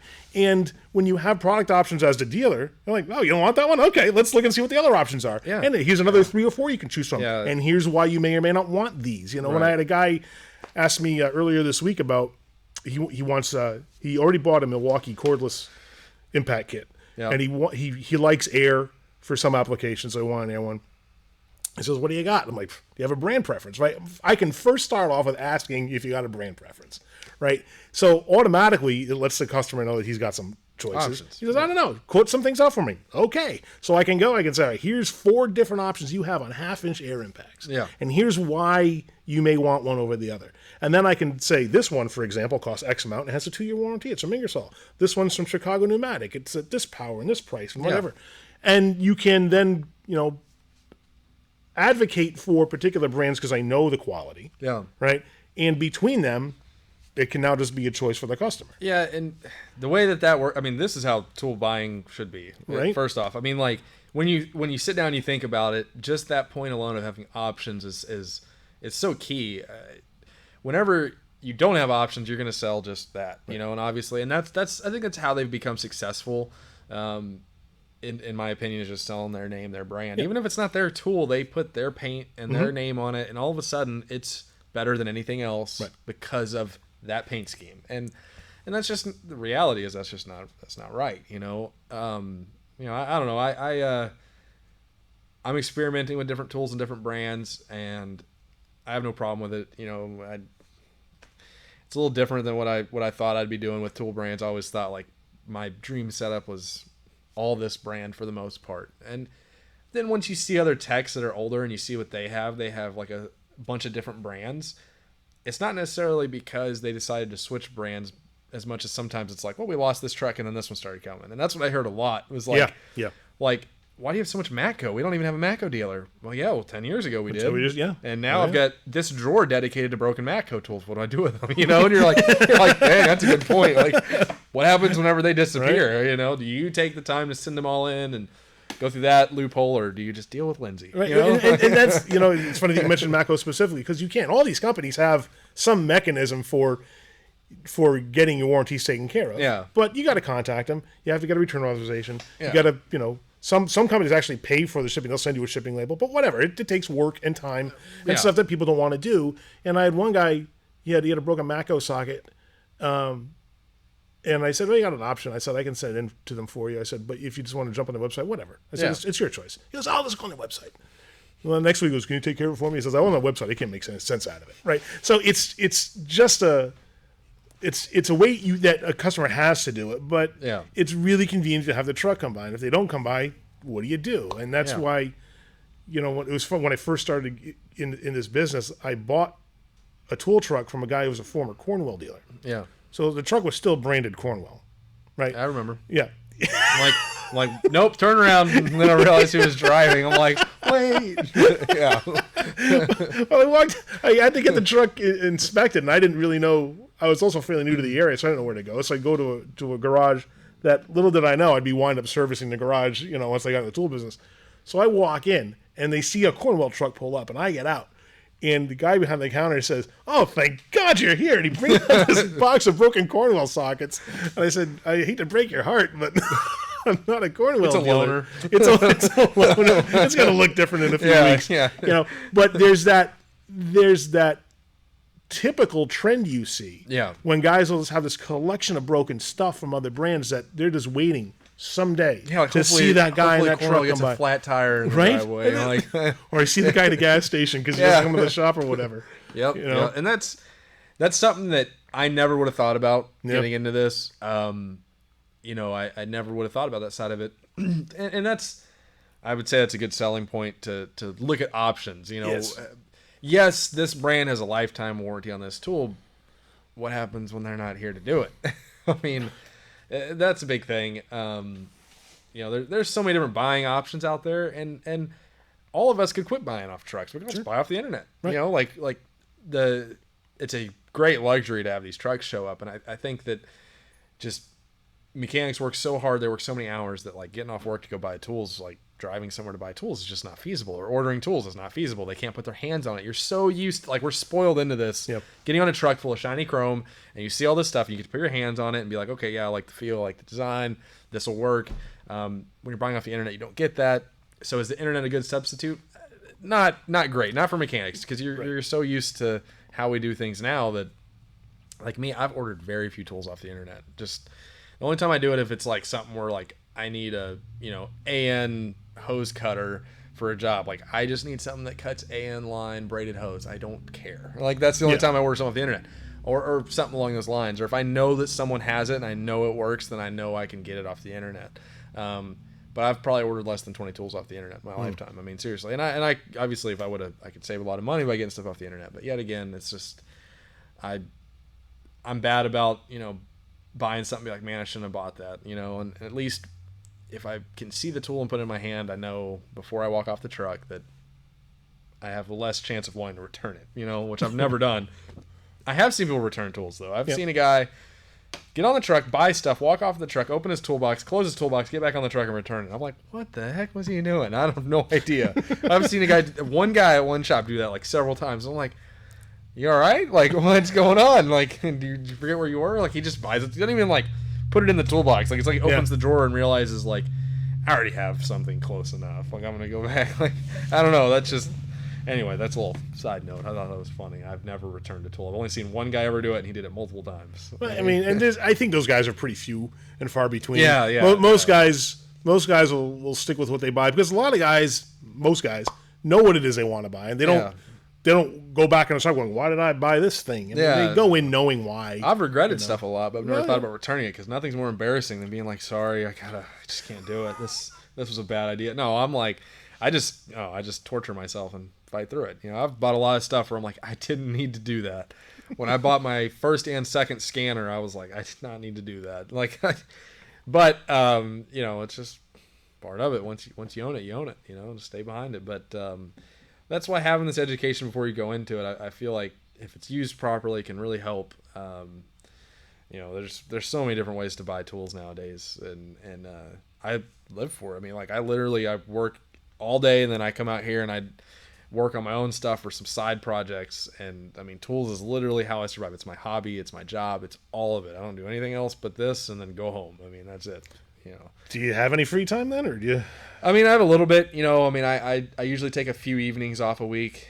And then usually Sundays, like girlfriend and I spend time together Sundays. Like working to the level I work is hard to maintain any kind of relationship, but it's worked for a couple of years now. It's just, you know, part of it, but I'm young. I want to make the money and do what I can while I can. That's the way I feel about it. There'll be a time when I just work 8 to 5, but right now I work basically 8 to 8, you know, or 8 to 9. And that's fun. I mean, I enjoy working, and, you know, I get to work on something different every day for money. And then I get to get off work, come out here and you know, work on either my own fabricating projects, my own hot rod projects, or someone else's project. It's something different than what I do at work for a living. So that's what justifies it, makes it worth doing for me. It's just, I like working on different stuff. I like having knowledge that other people don't. I like working on the odd stuff. Like everyone hates working on German stuff. I love working on it. And not that I do it often, but I used to. You know, I like doing what other people don't. It makes you a necessity. That's the point of it. I mean, you want to be valuable to whoever you work for and be valuable to others. So, you know, being narrow-minded and refusing to work on something because of what brand it is or this or that is kind of stupid. So it goes back to the same thing about buying tools because of a brand. Yeah. It works the same way the other way around. I mean, like, you know, being a mechanic is not an easy thing to do. But everyone falls into the same chain. Like, mechanics can be so predictable. It's you know, just like how they skip out on payments and stuff like that. Like, oh yeah, it's convenient that you weren't here the last 2 weeks in a row. Weird. Yeah, like, really? You work here, don't you? Like, you make money here. Why weren't you here between this time and this time on this day? You know, like, you can't lie about it. Come on, we know what you were doing. People know. It's not new. Yeah. It might be new to you, but it's not new to everyone else. Yeah. Right. So when you build up a base level of knowledge and experience and skill and tools and all the rest of it, I mean, it gives you a lot of options within your industry. Where do you see yourself going with all the things that you're learning and acquiring for how you make a living? Well, so one big thing I've seen out of other guys, especially older guys, is they get to this point where they think, and maybe they are, the best at what they do in that shop on those vehicles. So then, you know, a 2021 rolls in the shop, and they're like, nope, I have no interest. I'm old. I'm plenty good at everything behind me. Mm-hmm. I'm not going to look forward. I'm serious. I've worked with several guys. I work with someone like that at the shop I'm at now. I work with someone like that at a shop before. I mean, it just is constant that are just like, I don't need to know it. I refuse to. There's no point in me putting my time into it. Or a tough subject comes up on a car and they're like, I can't wrap my head around it. I'm not even going to try. I think that's a terrible way to do things. I think that's just cocky and stupid. I want to always be doing better. If I'm not always improving, there's no point in me doing this. Like, the whole thing is I've quit shops because I peaked and they would never put me any higher. I'm done. If I'm not getting any better, I don't need to be here. I like coworkers and I like who I work for. You know, I want to help them out, but at the same time, I'm here for me, not you. That's the point of it. It's why we work. Yeah. I mean, if we didn't need to go out and make money, would we just go volunteer our time working for some dude? No, we wouldn't. I mean, like, you're here for you. So I'm always trying to learn. Every day I learn something. I mean, I just do. Well, that goes back to like doing your own research. As you get so much from it. If you're a guy like me that likes this information, it's you find it. There's so much out there to learn. Whenever these new cars come out, if you can specialize in knowing more about them than anyone else in the shop or anyone in the area, you're gonna get the business. You're gonna be better. You're gonna be worth more money. And age is a big factor. If you're a young guy getting into a shop, you need to know as much as you can. Like the more you know, the better. Because the thing is if you're someone hiring, you'd rather hire the young guy with the same knowledge than the older guy with the same knowledge, because you get to keep him for so much longer. He's going to retain info better. He's going to learn more. That's why it's so big to hit the ground running as a mechanic if you're getting into this industry. And if you have any prior knowledge, I'm not a fan of going to school. That's why we had a guy we works at another shop. We were trying to hire him really bad. We're really trying to get him. I talked to him several times. He knows cars. He knows mechanics. He's got a good start. He's 18 years old. He's about to graduate high school. And we were trying to get him in the shop full time. Like, okay, you're 18, you can work for us. Here's how much you're going to make. We offered him a ton of money for his age to come work for us. Not even knowing the details about him. We just knew that he was like me. And he just knew his way around cars at a young age. Versus some of these other young guys that like know nothing because they haven't been to school, and that's how they feel about it. This kid didn't. He wanted to go to school. To be quite honest, we're trying to talk him out of it because he didn't need the trade school because he knew too much. Yeah. He knew more than the trade school could teach him. Yeah, he'd learn some goofy little specs and little stuff, paper stuff, but it's not stuff you need. The best way to learn for me is throwing me into it and just getting your hands into it. So that willing to learn is such a big thing. Whenever you get to the point where you don't want to learn anymore, you need to go home. There's no point. It's like with you and your tool stuff. You learn all the time. You find new info. You tell us. We have a lot of good conversations on the truck, and like when I've helped you work on your truck, yeah. I get to teach you, instead of just telling you, hey, this is what's wrong with your truck, I tell you, here's how the system works. I basically tell you what I know about it. Because certain people appreciate that, and they can visualize the same way I can and understand it. And there's some people where you try to explain them something, and they're like, I need a picture. I need crayons. Yeah. And that's just how some people are. There is a such thing as the perfect mechanic, and it starts young, and it starts having some knowledge.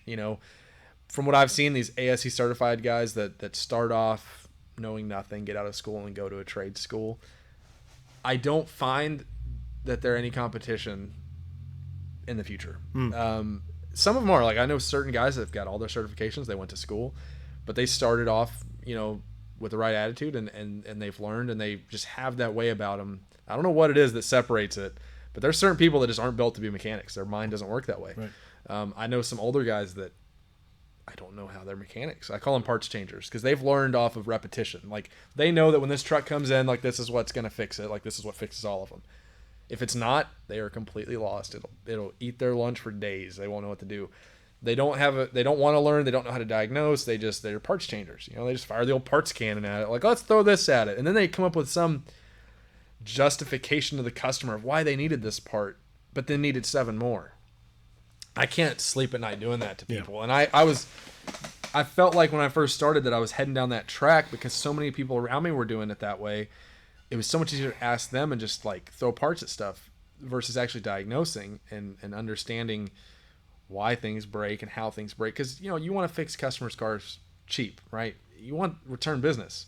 If you work on someone's car once, big deal. It's return business is the biggest thing. Same thing with you. If someone gets in your truck, buys a screwdriver, and never comes back again, are you going to remember them or care about them? No. I mean, they so taking care of people and doing it right the first time is a really, really big thing. And, there's just, some people have it, some people don't. Well, how do you overcome that kind of culture in a shop? If everyone is approaching something, especially if you're young and you're impressionable and you're learning, and you see everyone doing it in a way that, in hindsight, you'd say, oh man, we should have been doing it all together differently, right? How do you overcome that? How do you get exposed to more information or a different kind of culture? So for me, at the shop that we first started dealing with each other at, they are guilty of throwing parts on stuff. I've seen so many vehicles, and look, I've learned a lot at that shop. I got nothing bad to say about them individually, but I've seen it where they just throw parts at stuff and maybe do a little bit of research here and there, but it's that narrow-minded kind of like what I talked about at the beginning. It's like they narrow in their scope on one thing, and they're not looking outside of it. They're not looking outside the box. They're not looking at it as a whole. Most shops out there are paying for like direct hit Identifix or Pro Demand or all these different sources that help you. These sources have to be used. I mean, like if you're having a problem, I don't care if it's like, an evap code on a car and you're just convinced it's a gas cap. Like, run the code, see what happens. Could be a simple reprogramming thing. Could be like that's how it happened. Is for me, I got to this point where I was just asking questions, throwing parts, not learning. I finally just said enough's enough, and I started doing my own research. I'm not asking people for help. I'm not. I want to try to fix it my way, and if that doesn't work, then we'll resort to the old way. And that was just me. I've always known that I was good for my age. And like I said, I left that shop because I kind of just like wasn't getting any better. But that's how I felt with working with the other people, was like, I'm going to try to do this on my own. Whether or not they see I'm doing that or not, that's fine. But whenever my cars aren't coming back for rechecks, it's self-evident what's going on here. Whenever this guy spent all day fixing cars that were fixed a week ago and came back, and I'm never doing that. I mean, rechecks happen. If you're a mechanic, you're not perfect. No one's perfect. Right. We all make mistakes. But, I kind of just had to get myself out of the normal ask questions from other people. I just started working for myself. I wanted to be better. I wanted to work somewhere else and work towards being the best there is. I knew that it wasn't going to get done by just having other people diagnose stuff for me. Like I said, the biggest thing about being, like, I would say that difference between, say, like a mechanic and a technician is diagnostics. 100% diagnostics. Anyone can turn a nut to the left, take the thing off, put a new one on, turn the nut to the right. Anyone can do it. I mean, like, people do it in their driveway with YouTube. The only reason that mechanics and technicians have jobs is because of the diagnostics, is being able to tell someone what's wrong with their car. Whether it's they go fix it themselves or they have you fix it. It's getting it right the first time or as close to. So diagnostics is a big thing. I think that's the core value in doing what we do, is being able to diagnose. Like, if you're trying to apply for a job, if I was hiring somebody, I don't care what you can do. I care about your diagnostics. Can you figure out what's wrong with this car? Anyone can change the part that's wrong with it. Can you tell me what that part is the first try or close to? And there's times where you have multiple failures, and there's times where you're going to miss it. You're going to replace a part and have something else. It happens. It's 100% normal. But can you tell me why you want to replace this part? Like, what's your reason? Did you test it? Or are you just going off of the fact that Identifix says that 9,000 people put this part on and fixed it, and 800 put these parts on it? Well, what if you're one of the 800? You can't just go off the 9,000. I mean, if you have the luck I have the worst luck. Like, if it usually happens this way, not for me. It's happening this way. So whenever I diagnose stuff, I am like, oh man, 1 out of a million had this happen. I'm going to check it. Sure enough, 2. I'm 2. Like, so being that more open-minded and looking at the whole vehicle instead of just this one spot helped me the most, and using the resources that the shop pays for. I mean, yes, asking people for help is usually the fastest way. Most mechanics are starting off hourly. It's a good idea to start thinking about beating the time and the idea of like, well, if I was commissioned, I would have killed it on this job. That's great. But your accuracy is more important when you're first starting. Getting to where you're working towards commission is the big thing. Don't think about how long it takes you. Think about the accuracy of how you're doing it. I mean, are you doing it without breaking stuff? Are you putting the car back together the way it was engineered? Like, oh man, I broke this, so we're not going to put it back. Like, getting to the point where you're, doing it right and fixing it right is such a big deal in my opinion. And I've seen too many guys that just go at it like a bull in a china cabinet. Like, oh, this skid plate's in the way. Let's just rip it off, break all the clips, and the ones that didn't break too much we'll put back in. Like that's not the kind of work that I won't work at a shop that lets that happen. Like the shop I work at now, I'm real thankful. Everyone there, for the most part, they have so much attention to detail. Just the nature of what we do working on diesel trucks in Texas is like the customers work on their own stuff too. So they're going to get into there, they're going to see the work we do. They're going to know if it's not right. If there's like scotch locks and zip ties and bubble gum holding something on, I'm the first one that's going to hear about it, So there's a lot you have to think about it. I think about it as if I'm working on my own vehicle, what am I, how am I going to do this right? It's just attention to detail. So, because the mechanic's mind, I think, or a mechanically inclined person's mind, I think operates differently than it can. Yeah. Right. Yeah. And do you find yourself applying the same kind of analytics that you would apply to how to work through a problem or diagnose a problem to how to build your career and how you want to grow? Yeah, I mean, I do. Sure, there's certain times like with my financial decisions. A lot of times it's more like impulse, like, oh, just do it, But I do try to think about stuff. I try to think about all the little details and the reactions because I've learned the hard way. When I got into this, yes, I knew a lot more about cars than most people my age, but I didn't have the experience, so I wasn't as good as I thought I was. So yeah, I mean, I got better at being good at the diagnostics, doing the thinking outside the box and going step by step. I do apply that to my normal life, and it does help. I don't think too far into the future. I think like a little bit more short term. It seems better for me on anything, and I work pay period to pay period, and that's kind of how I set my goals is job to job, pay period to pay period. I'm, whether hourly or commission, you still need to think commission because like everyone's end goal is to be commission. Commission pays so well if you do it right that you can be really good at a job, but you have to get it done quickly and move on to the next one. Or even, like I work on 2 or 3 jobs at a time. That takes a lot of mental capacity, or if you pull a truck in and tear it all down and it takes 2 weeks to get parts, you got to be able to know, all right, for the next 2 weeks, I'm going to be working on these weird jobs, but I still got that one sitting out there that's got to come in and get put together. That I lose sleep at night over what I do for a living because I do care a lot more than I feel like other people do. I've worked with technicians that they don't want to go take the time to look something up and fix it right. They just want to get it out of the shop. That's it.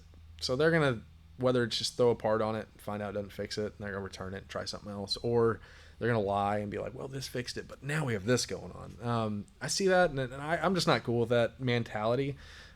If that's how you work on cars, then that's probably how you treat your life. I mean, and that's just not right. If you're cutting corners here, you're cutting corners outside of the business, and that's I try to treat everything the same. Like I'm attention to detail on everything. I try to be. I mean, but no one's perfect. We all mess up, And the way I do things may not be right. It may not be the way. Not everyone has to work like I do. If everyone was the same as me, there'd be no fun to be a mechanic. Like everything would be perfect.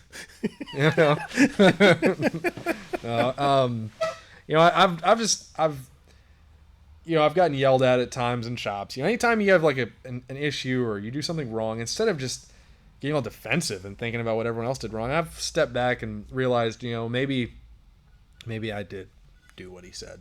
Maybe he was a little rude about it, but I was, he's right. I did it right. I messed up. You gotta learn from your mistakes. I learn all the time. I've been in that situation where I've tried fixing a car and I've messed up, and then I'm like, well, how do I make it look like this was wrong? And then you're like, actually, this is lying. This is not how we do things, And definitely when a customer catches you in a lie or like knows, like something, you just don't know who you're dealing with. I've dealt with customers that don't even know what engine's in their car. They just want it fixed. I've dealt with people that know last time they had this off, and their glove box is full of receipts, and you just gotta be careful. Being, I would say, just in the right state of mind. And it's hard whenever you got all these jobs. If something's going wrong in your life, I've seen it affect your day-to-day job. It's big for us. I mean, I've seen it before where it's like, oh, something's not going right at home and I'm not feeling, I just don't want to go. Like, I don't even want to road test this vehicle. I'm just going to assume it's done and turn it in. Well, that's not how you do things, There's, being a mechanic's a lot harder than people think. I mean, that's why you pay what you pay. I mean, the shop I'm at charges $115 an hour. Yeah. That's more than most of your viewers charge, I guarantee you. And it's still less than a lot of other shops too. I mean, we charge up to, depending on what kind of work it is, we charge up to like 150 something. But the way I've always looked at it is the shop that I work at is one of the biggest, nicest shops out there in this area, without a doubt the biggest, and up there. It's definitely up there on the list. It's a lot nicer than some of the previous places I've worked. And we charge more. The way I've always looked at it is like, they're paying that for a reason. They're here for a reason. They know they go pay $95, but they're here paying $115. Why? Well, we're about to show them. And if we're not going to show them, they're not going to come back. They're going to go to those other shops. So having that mindset, although I'm there for me, I have to understand why people come to us, and you have to think as an us, not just a me thing. And I tell my coworkers that constantly when I see them do work. I'm like, that's not $115 an hour work. That's Jiffy Lube work, you need to do a little better, job. And I catch myself doing it all the time. I've gone and done something and then realized, oh, that's not going to work. Like, unwrap the tape, like get the loom, like, let's do this right. And that's just something you have to think about. And it reflects people. even though like a lot of times the people you work with seem like my boss, you wouldn't think that he pays attention and sees what we're doing. He just seems like he's focused on what he's doing. But overall, he knows what's going on. He's a lot, people tend to be a lot smarter than you think they are, and they see this, and the customers too, they see your attention to detail, and they'll keep coming back. They'll keep dealing with you. If you quit and move to another shop, they'll follow you. I mean, it's normal. Yep. People aren't trying to steal work. Like whenever you have an employee leave you, you can't blame them for stealing jobs from you. They wanted to go with them because there was a reason for it, and I've seen that every shop I've worked for, when someone leaves, they accuse them of, they took our customer list and called all the customers. No, they didn't. They just found out through the grapevine that this person moved. They want them. And if you're one of those people that people request you specifically, it means you're doing something right. We see it all the time. People bring in cars like, I want Dewey to work on it, or I want Robert to work on it. That's a good thing most of the time, or it's because you messed up and they want you to fix their problem. But yeah, I mean, it's such an interesting world to be in, between the tool side of it and just the day-to-day stuff. I feel like there's a lot of tips and hints to get you more successful at the job, but the mindset, I think, is like, that's the root to all of this. Whether you're buying tools or whether you're wanting to be a good mechanic, it's like slowing down and thinking about what your goal is and how you treat life. I mean, if you don't take care of your home and your car, if it's all just a wreck and you treat life as a wreck, you're not going to be successful. It's not going to happen. It can't happen. It'll be a lot harder anyway. There's a lot how this all just like intersects, Well, something you said earlier is really important, and that is when you look at a job and say, hey, that's not $115 an hour work, right? Yeah. You have to see what you do from the perspective of the shop owner. Yeah. You've got to, right? Yeah. Because yes, you're in it for yourself. We all work to make our own livings. We all do. But while you're doing that, get on board with who you're working for and with, because that's going to be another key to your success when the boss can see the kind of work ethic you have, and when the boss feels in his heart that you're looking out for his business and his best interests. That only works in your favor anyway. Yeah. And the other thing I can say is relationships with coworkers is very important. I've worked at shops where you don't like your coworkers, but you tolerate them. Like, you're good with them for a few days, and then it's like, we're not talking today. Like, come on, children. But when you're that way and you're upset with this guy, but you're working on this car over here, you're like, you're not focused, and and you come to an issue where you need help. Or let's say you're about to pick up the transmission off the engine or off the jack and onto the ground. Well, I have no one to ask. I'm just going to do it myself. Well, that's really dumb. I think relationships with your coworkers is very important. Luckily, where I work, everyone gets along very well. Minimal issues. You're going to have issues, but it's very, very minimal. It's the best I've ever had as far as other people. They all have that same understanding that, like, we need to get along, so we're going to get along. If there's a subject that we both disagree on, we're just not going to bring it up or talk about it. It's real simple. I've worked with people that do and say things to cause issues. I've petty stuff like, oh, I know this guy hates it when I get water in his bay, so I'm going to walk by with a bucket of water and do this so it just drops on his ground. I'm serious. I've seen it. And it's just childish. Or like, I know he hates it when I go to lunch with the boss, so I'm going to ask the boss to lunch today just so he gets mad over there. Like, if that's what you come to work to do, you are a terrible human, and I'm not afraid to say it. I used to just deal with it, and finally I was like, you know what? I'm out of here. They're not going to fix it. I'm going to leave. Mm-hmm. And that went back to it's best for me. If this is how y'all are good with treating your business, I'm no longer in it for y'all. So, and that, it's quality work speaks for itself. And it's going back to like these $90 or $85 an hour shops. There's a reason for it. If you're working there, it's because you won't pass a background check or because you don't care. And that's something you got to look at. I mean, but when you're trying to get into this industry, you got to take what you can to a point, but you need to have standards. I mean, that's why I went into being a general service guy, being an oil change guy. It's not dream work. It's not what I wanted to do, but at the same time, I knew I had to do it and did it for as little as I could until I got another job in a shop. And here I am today. I mean, I'm not the best mechanic out there. I'm not the youngest or the oldest. I'm not anything special, but I just think I've learned some knowledge over time that would be helpful for other people. Even some of the older guys, I feel like I can teach them stuff. And same thing, vice versa. I learn from guys all the time, but I work with a tech that loves to teach me stuff, but when I have something to teach him, he's not. He's like, don't even waste your time. And I'm just like, man, that sucks. Because I like to brag about it. I'm a guy that I brag about it. Like, look what I just did. Yay. Sure. I want other people to hear about it. Like, that's a normal thing. I want people to see what I've done and vice versa. I love learning. Anytime someone's like, hey, stop what you're doing. I want to show you this. It's kicked my butt for 2 days. I want you to see what it was. I'm all for it. I mean, I'll go over there with pad and paper. Seriously. Because that's like the holy grail, especially if it's something that's been so difficult for senior guys to get to. You finally find out what it is. I need to know what this is. Yeah.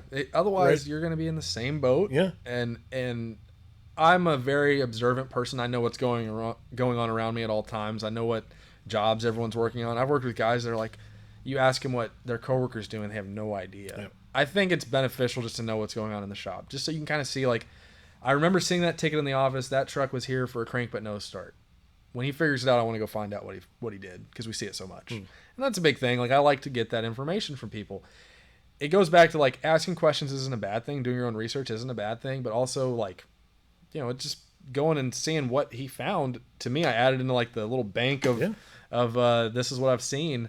And, if you use Identifix, you see that, like, top repairs and what caused or what fixes it. It's usually a pretty good thing to go off of, but that's how you get into that, like, throwing parts. Like, right. It'll tell you, like, 85 people did this, 75 did this, and it fixed it. But there's also actually a procedure you can read to tell you which one of these it's going to be. But it is nice to know that, like, what mostly caused it. Because you get customers come in and they don't know what's wrong, but they want to know approximately what they're looking at. It's nice to give them a roundabout idea, but yet again, at the same time, you have to be kind of, open-minded about it and not narrow in on the common stuff, because I've seen some weird stuff, whether it's like an alternator causing a misfire. Try telling that one to a customer. Like, yeah, we replaced your alternator. It was what was causing your car to misfire once a week. Like, I've seen it, and I've learned how to check it out, and I will check other cars in the future for that problem, even though it rarely happens. It's being thorough, I mean, we all would like there to be nothing but simple solutions to difficult problems, but sometimes it's just a difficult. It's just like being a doctor. I mean, right, yeah. and sadly, doctors aren't very accurate. Well, neither are we. I mean, it's not as life-threatening. It can be, like forgetting to tighten a wheel down could be deadly, but everyone's been there. It's just, it was funny. Whenever I got into it, I was real thorough about tightening tires down, and it was funny. I was talking with the guys, and I was like, yeah, my biggest fear is going on a test drive and have a tire come off. And he was like, it happens to everybody. And I'm like, really? He's like, yeah, everybody. He goes, I've had a tire come off, everyone. I don't know one guy that hasn't. I'm like, great, that's nice to know. Like, about a year goes by, and I get called to the office, and the boss is like, hey, you need to go down the road and pick up this lady and find her tire. I'm like, I come back and I'm like, well, it didn't happen to me. I was just the one that worked on it. The customer drove down the road. We never found the wheel and tire. Wow. You have to expect mistakes. I mean, it doesn't mean just prepare for it, but expect it. Don't be okay with them happening, but you got to understand, like, they will happen. I've seen it. I've left something loose, this or that. I mean, you name it, it happens. No one's perfect. The big thing is just, if you're a nice guy and easy to talk to, you can also work with the customer to kind of calm them down or whatever. If you're just a mean person in general, customers aren't going to want to deal with you. I don't mind talking to customers. Anytime I get a chance to actually call them, because I know more than the service writer, or as far as certain customers know more than you would think, and they want to know these details that the service writer just can't answer. The guy that's on the car needs to answer it. I love getting that opportunity to talk to customers. Don't be scared to talk to customers. If you're not a real talkative person, well, fine, but I don't see how you're going to, get through some situations. I mean, there's situations where you have to deal with it. And where I work, the way that we handle things mostly is, you caused it, you get out of it. I mean, if we mess something up, we pay for it, not the shop. Most shops will pay for mistakes. This one does not. I mean, my first week there, I was test driving an RV and sideswiped a big rig and ripped a mirror off. That was very expensive. But you know what? I caused it. I couldn't be mad, you got to deal with your own issues. You can't pass it off on other people, and you can't give up. I've seen mechanics that got so fed up with a vehicle that they're just like, I'm done. Someone else work on it. Just like, well, that's quitting. I learned that you're not supposed to do that.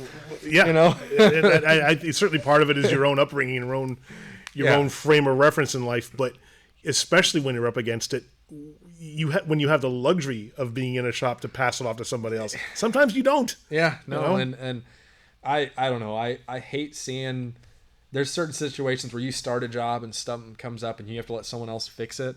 I hate that feeling where you're like, man, I know he's working on that truck I diagnosed. I hope I diagnosed it right. It's one thing if you diagnose it and you fix it, then you're like, okay, I eat it if I'm wrong. But now knowing that I diagnosed it and this commission guy's doing it, and if it's wrong, he's going to expect something. Like, that gets hard. So what I learned is you don't know what's going to happen tomorrow or in 10 minutes. Just do the best you can on everything, and it works out. You know, I mean, I do a lot of our diagnostics at the shop because we're kind of low on diagnostic help. So I end up diagnosing a lot of vehicles that other guys have to go and do the job on. Like if I diagnose something and it ends up being something simple, I don't need to waste my time doing it. This other guy is totally qualified to remove and replace this little part. At least I know it's going to fix it. So I do a lot of the diagnostic stuff, and you kind of got to you got to be thorough. I mean, it sucks whenever you're wrong and you're not the guy that found out you're wrong. It's no fun. You know, a guy comes to be like, hey, and you're like, oh, great, here we go. Like, let me get down in the corner now. But, you know, it's just part of the fun. You know, I enjoy it. We work on something different every day. I can't sit in a chair all day. I can't sit in an office. I just can't do it. It wasn't for me. There's certain people that, you know, if you're not sure you want to be a mechanic, just do your research. You know, it's like if you want to go to trade school and become a mechanic, you know, do your research. I mean, in our case, like we offered a guy, like he's 18 years old. We offered him like $35,000 a year. 18 years old. It's not bad considering he was about to go pay like $45 a year, like pay to learn. We were going to pay him to come learn, and he declined.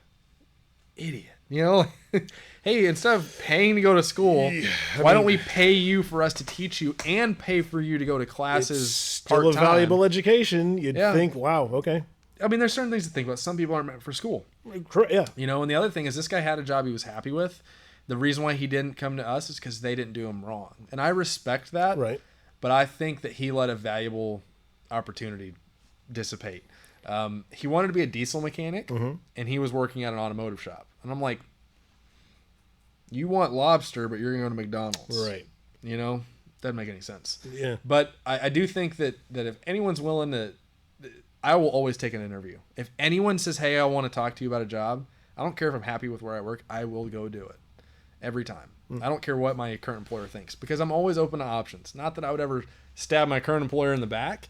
It's just, you don't know unless you, like, at least talk to somebody. So I'm always open to different things, and that's something I think people need to kind of understand. And I don't know. I've seen mechanics get mad at a job and quit, and they're back a day or two or a week later, and you see it constantly. It's just mechanics, the kind of person they are, you know, most of them are like hot-tempered, and it's fun though. It's really fun hearing all the fights in the shop and like all the yelling and screaming. I don't hear it much at the shop I'm at now, which is great, but you know, it's like, you know, thing to do is not sitting here doing an interview. It's like cameras around the shop. That would be very interesting. You know, like, I don't know why people are watching all these other reality TV shows. Just put some cameras in a shop. You know? I'm going to confess a little dream I have. Put cameras in the back of the tool truck. Yeah. Right. And tell everybody. I mean, fully disclose Yeah. it.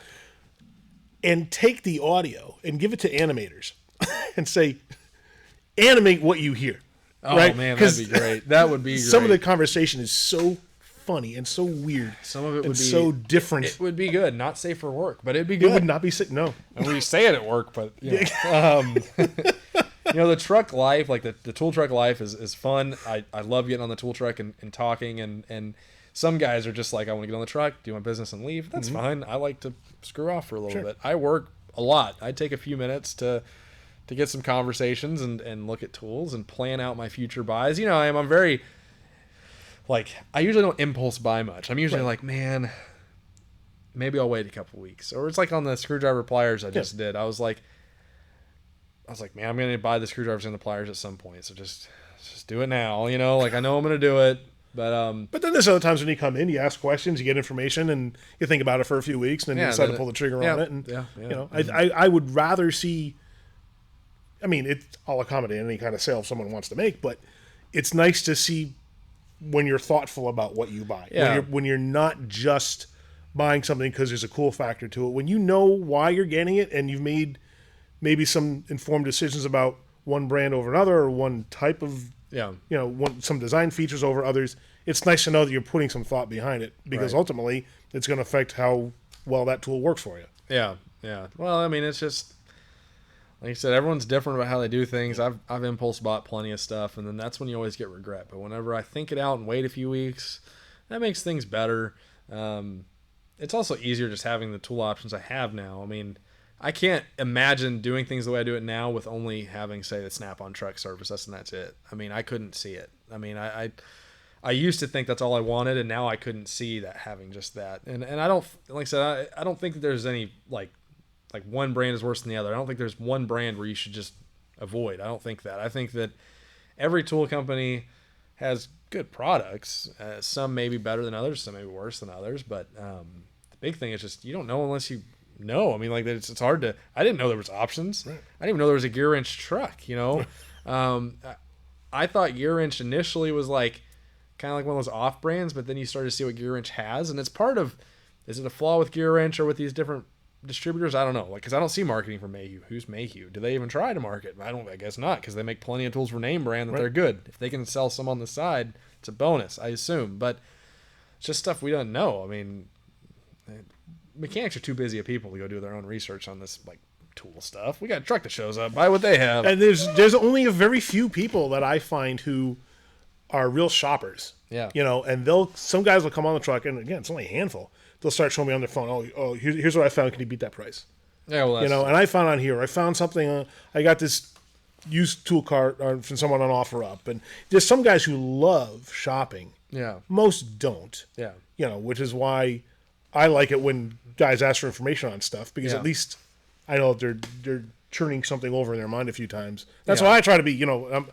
The top of my game is when I can actually be a good resource. Yeah. Well, I've bought so many tools that don't get used enough to justify spending what I spent. That's why I ask the questions now that I just haven't asked before. I mean, at one point in time we had this lady that came and sold name brand tools, but they were all used. Mm-hmm. Her name was Stella. She was a real nice lady. We didn't ask questions about where she got them. Didn't need to know. I think it was like flea markets and deceased people and stuff like that, because it was all like older name brand stuff, but there was always initials in it. I didn't think it was theft or anything, but we got really good deals. And, sure.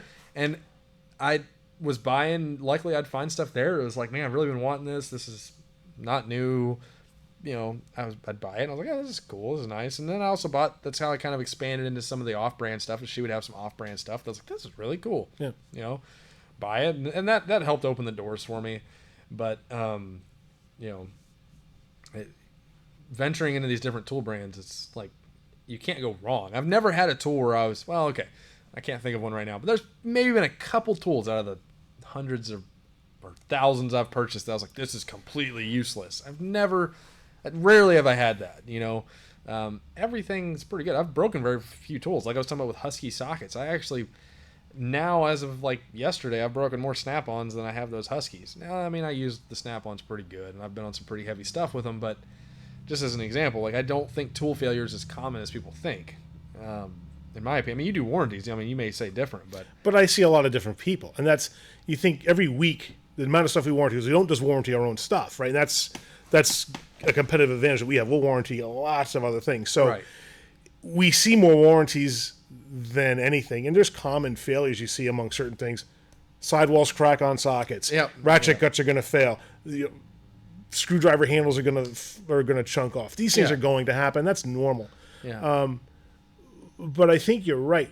When you compare the amount of broken tools that we see with the amount of tools that are out in the market, there's not high failure rates. No. And if there was, like, you wouldn't go thinking that, well, my Snap-on impact sockets are cracked. They must be a piece of junk. Well, no. I mean, they're going to fail. That's just the nature of an impact socket. There's certain things that are typical for certain kinds of tools. You're going to see certain kinds of failures. Yeah. And if we saw particular ones and particular brands that we sell, the thing I like about having options is we won't sell them anymore. Like I need that feedback. So if somebody buys something and they say to me, I don't like it, it's a piece of junk. Yeah. What don't you like about it? Right? Help me understand why it's underperforming for you. Yeah. And I can use that feedback very constructively, because, okay, maybe we are seeing a higher failure rate than normal. Like Gear Wrench came out with some lighting, which I don't like. And there's a higher failure rate than normal. I mean, these are getting off the truck. I'm never selling these again. Yeah. Right? And that decision made itself. There's other things that I'd say, no, we're doubling down. We're going all in because they have such a really good product line here. Yeah. And, you rely a lot on the feedback that you get from customers. And, you have to have the confidence in yourself and in relationships to know that it's okay to get bad feedback on a bad product line, because that's really necessary. I can't cover for that. I can't say, no, it's really good and here's why. No, if a customer doesn't like it, there's a reason why. Yeah. And it's legitimate to that customer. Yeah, but the other thing is in your advantage is if they don't like something, you can carry something else. Yeah. If someone walks on to, say, Snap-on truck and says, this sucks, what are you going to do? I don't know, wait till tomorrow and get on the other truck. Like, there's nothing they can do. Yeah. So I think the options are really, they really are a big thing. And, going to like specialty tools. I have a lot of name brand specialty tools. There's certain ones like ball joint press. I love the Snap-on ball joint press. It's real expensive. The OTC one takes 6 hands to use, and unless they have a newer one now. But there's certain specialty tools that I really like the name brands, but there's also some where I don't need name brand. Well, I mean, like I did have an issue. Like I bought a dial indicator from Cornwell. Yeah, you know plenty about that thing because you had it for a while. How long it took to warranty that.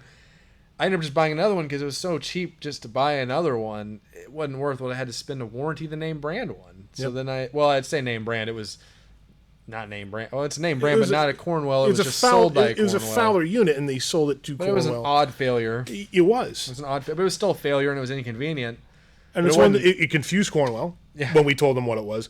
It confused our Fowler distributor, right? So, and this is why it took so long, right? Because we had to wind up going to Fowler for it. It even confused them. Yeah. Right. So, they're like, can we just replace the part? What do we do? I'm like, I don't know. Can you just replace the whole thing? Yeah. In the long run, it's easier. Yeah. When then say wound up just replacing the entire thing, but it took a while to work through that process. And it wasn't a problem. Like I said, it was cost effective for me just to buy another one, and now I have 2, which is better than 1. I mean, I'm all about quantity. I'm also about quality too, and I had my doubts on the quality, but I knew that was a good product.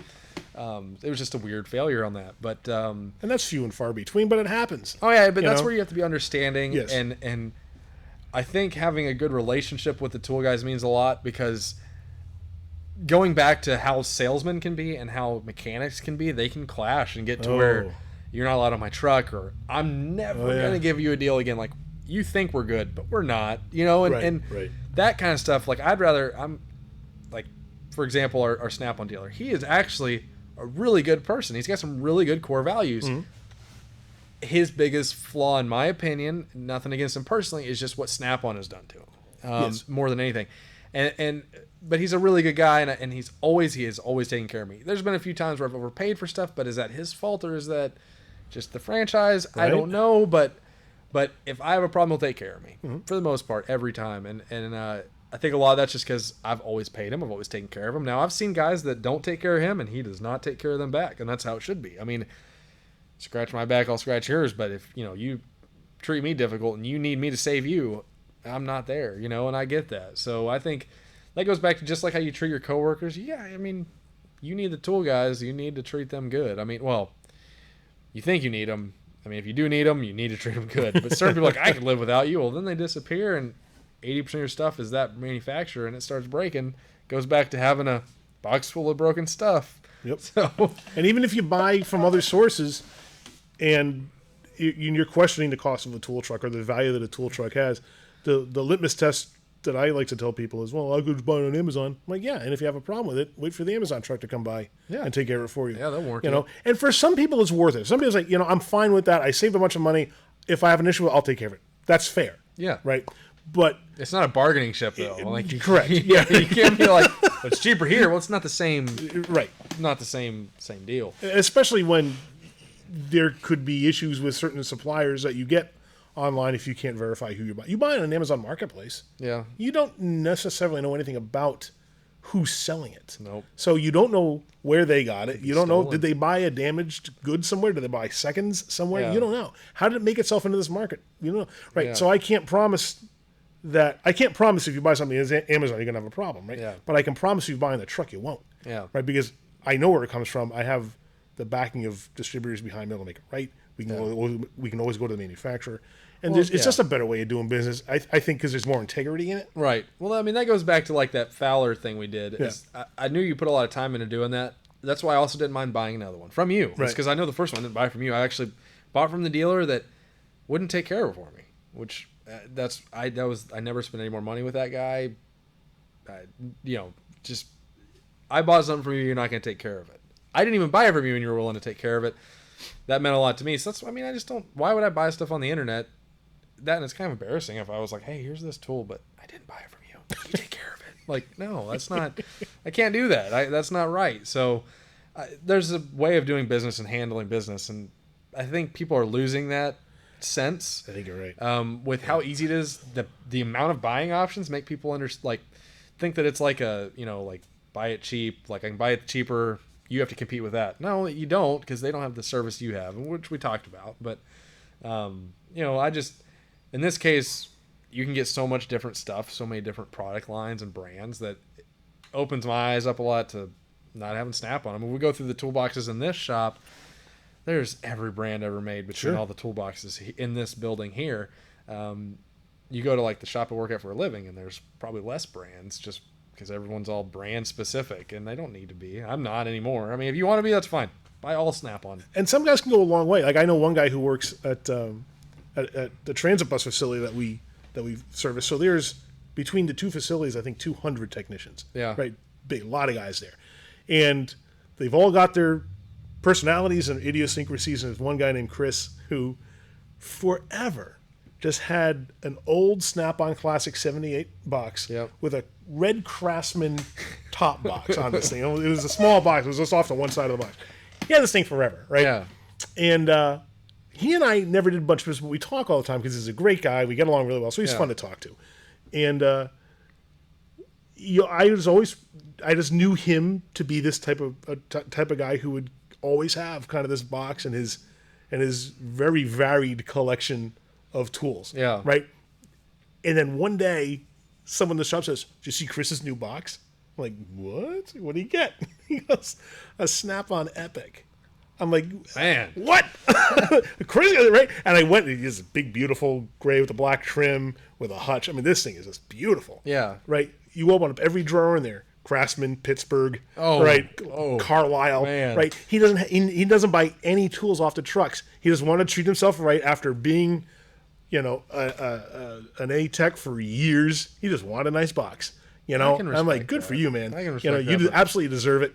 Because he wanted it. Yeah. Well, and that's the thing is, at the end of the day, everyone's free to buy and sell and do whatever they Absolutely. want. Yeah. I'm a big fan of individual freedom.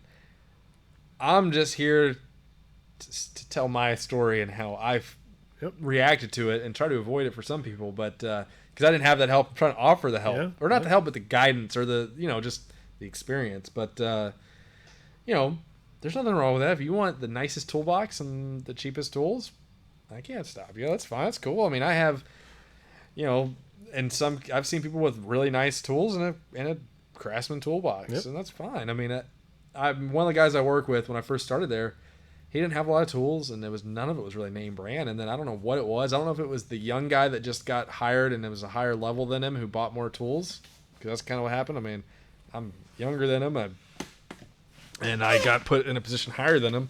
And I was spending so much money on the tool trucks, and these tool trucks would roll in and just know who I was. And you can have whatever you want. Like, I'm glad to see you here. That all of a sudden he was like, "Oh man, I'm a real loser," or whatever the case. I don't know what that epiphany was, but then he started buying tools, and I'm like, "Good for you." Yeah. Still borrows a ton from me, but he's making an effort, and he's being just an older guy, but younger in the game. I can see he is much more wise with his purchases than I was, as far as, he makes sure that he has his core tools and name brand before he goes and buys some off the wall name brand tool like I did. I was like, for example, I keep saying the scanner, but like, should I own a $6,000 scanner? Probably not. It's really cool. I make a lot of money with it, but that's like, it's not like he's out buying something he doesn't need. Right. He starts with like, okay, I need name brand Allen set, and before I go and I buy,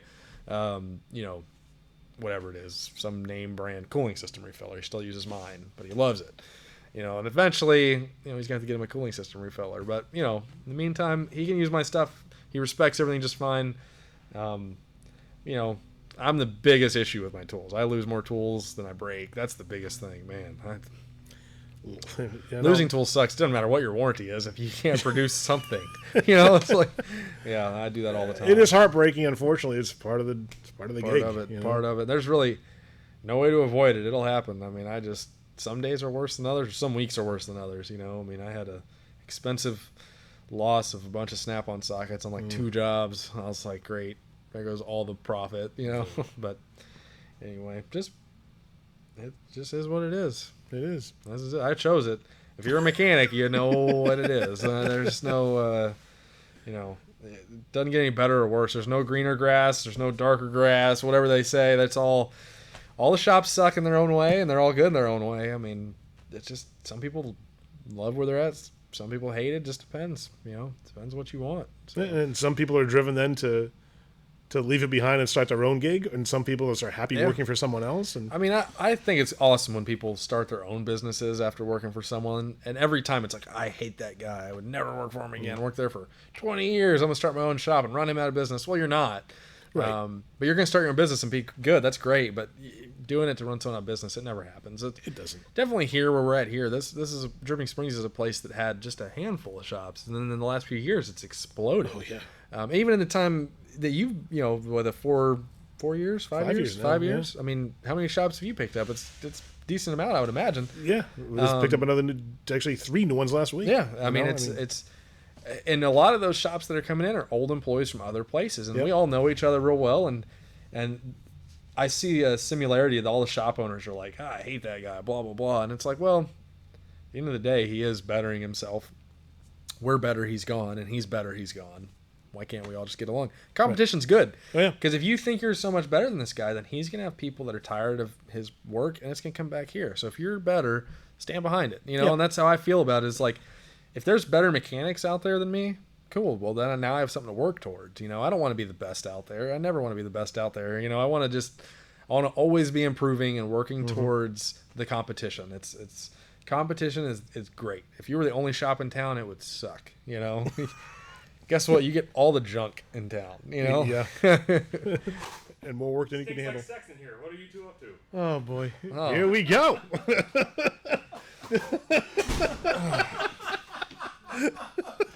He did warn me this might happen. Oh, yeah. Well, good thing it's a non-important part. I got to urinate anyway, so. How are you? Here, sit in. Just ask me whatever Robert. Hey, you may recognize Cass Nichols from a previous Ratcheted Up video. Oh. Good timing? Perfect timing. That make a good intro. It was a fantastic. This is like the best video crash of all time. It was very good. I wasn't, didn't expect when it would happen, but there it was. Perfect. I even had the line planned out. I saw the door down. I'm like, oh.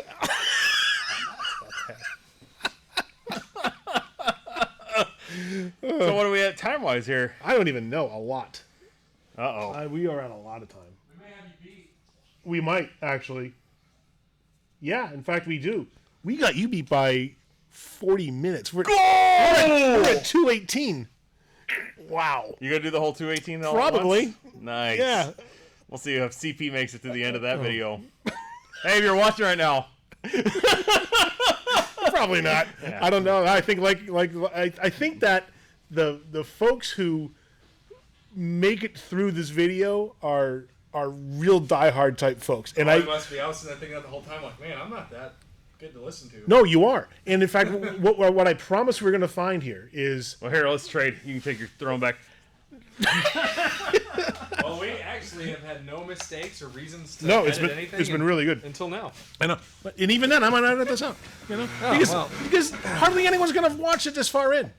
Maybe our parents will, and that's about it. Yeah, if you watched it this far in, Cass and I work at this shop, Fit Shop, we'll call it. The Fit Shop. Fit Shop, and this is where we do side work. And anyway, he's a bat. We don't work at the same shop professionally. See, it just gets confusing because we had to break up. So. We had to break. The shop that I talk so much smack about is where we work together. You talk trash about that shop? No, not really trash, but I did blatantly talk about certain coworkers that if they were to watch it would know it was them. But at the same time, I have. You know, I gave my former employer like pretty high praise. I thought. Yeah, you did. Yep. Well, I mean, I say I'm not bashing people, but at the same time, I'm not gonna filter myself. You know, I feel the way I feel. And they're good, bad, and otherwise are past are very good examples. They should learn from it. They should be like, man, Absolutely that guy is 100% right. You know. So Lindsay, can I interject? So if you add my facial feature in here, I want to look like a player that hasn't been unlocked yet on a video game. So I'm just like shadowed. We'll do it in post.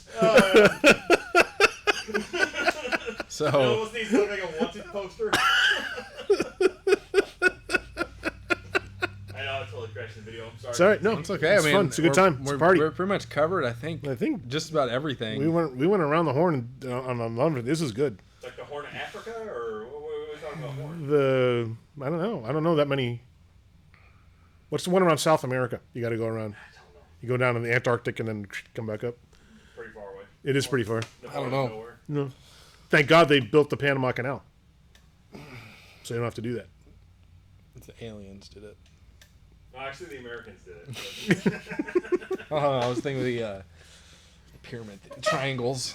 The The Egyptian triangles. Yeah, the Egyptian triangles that the aliens built. aliens didn't build us either. We'll start with Stonehenge and we war back from there. Now we're Atlantis. on a conspiracy and history. But that's another video for another time. Yeah. To be To continued. be Do we continued. need to play the football talk? Andy? Deflated football.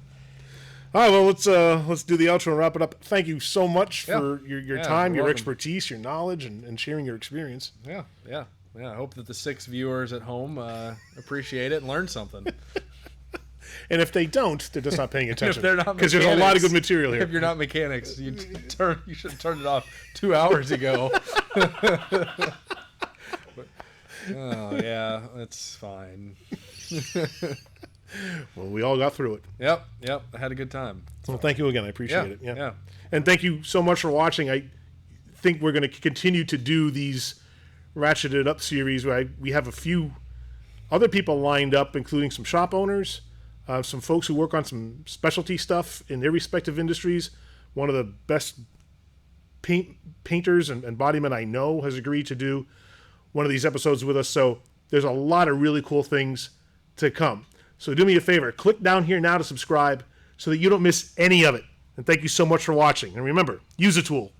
Don't be one.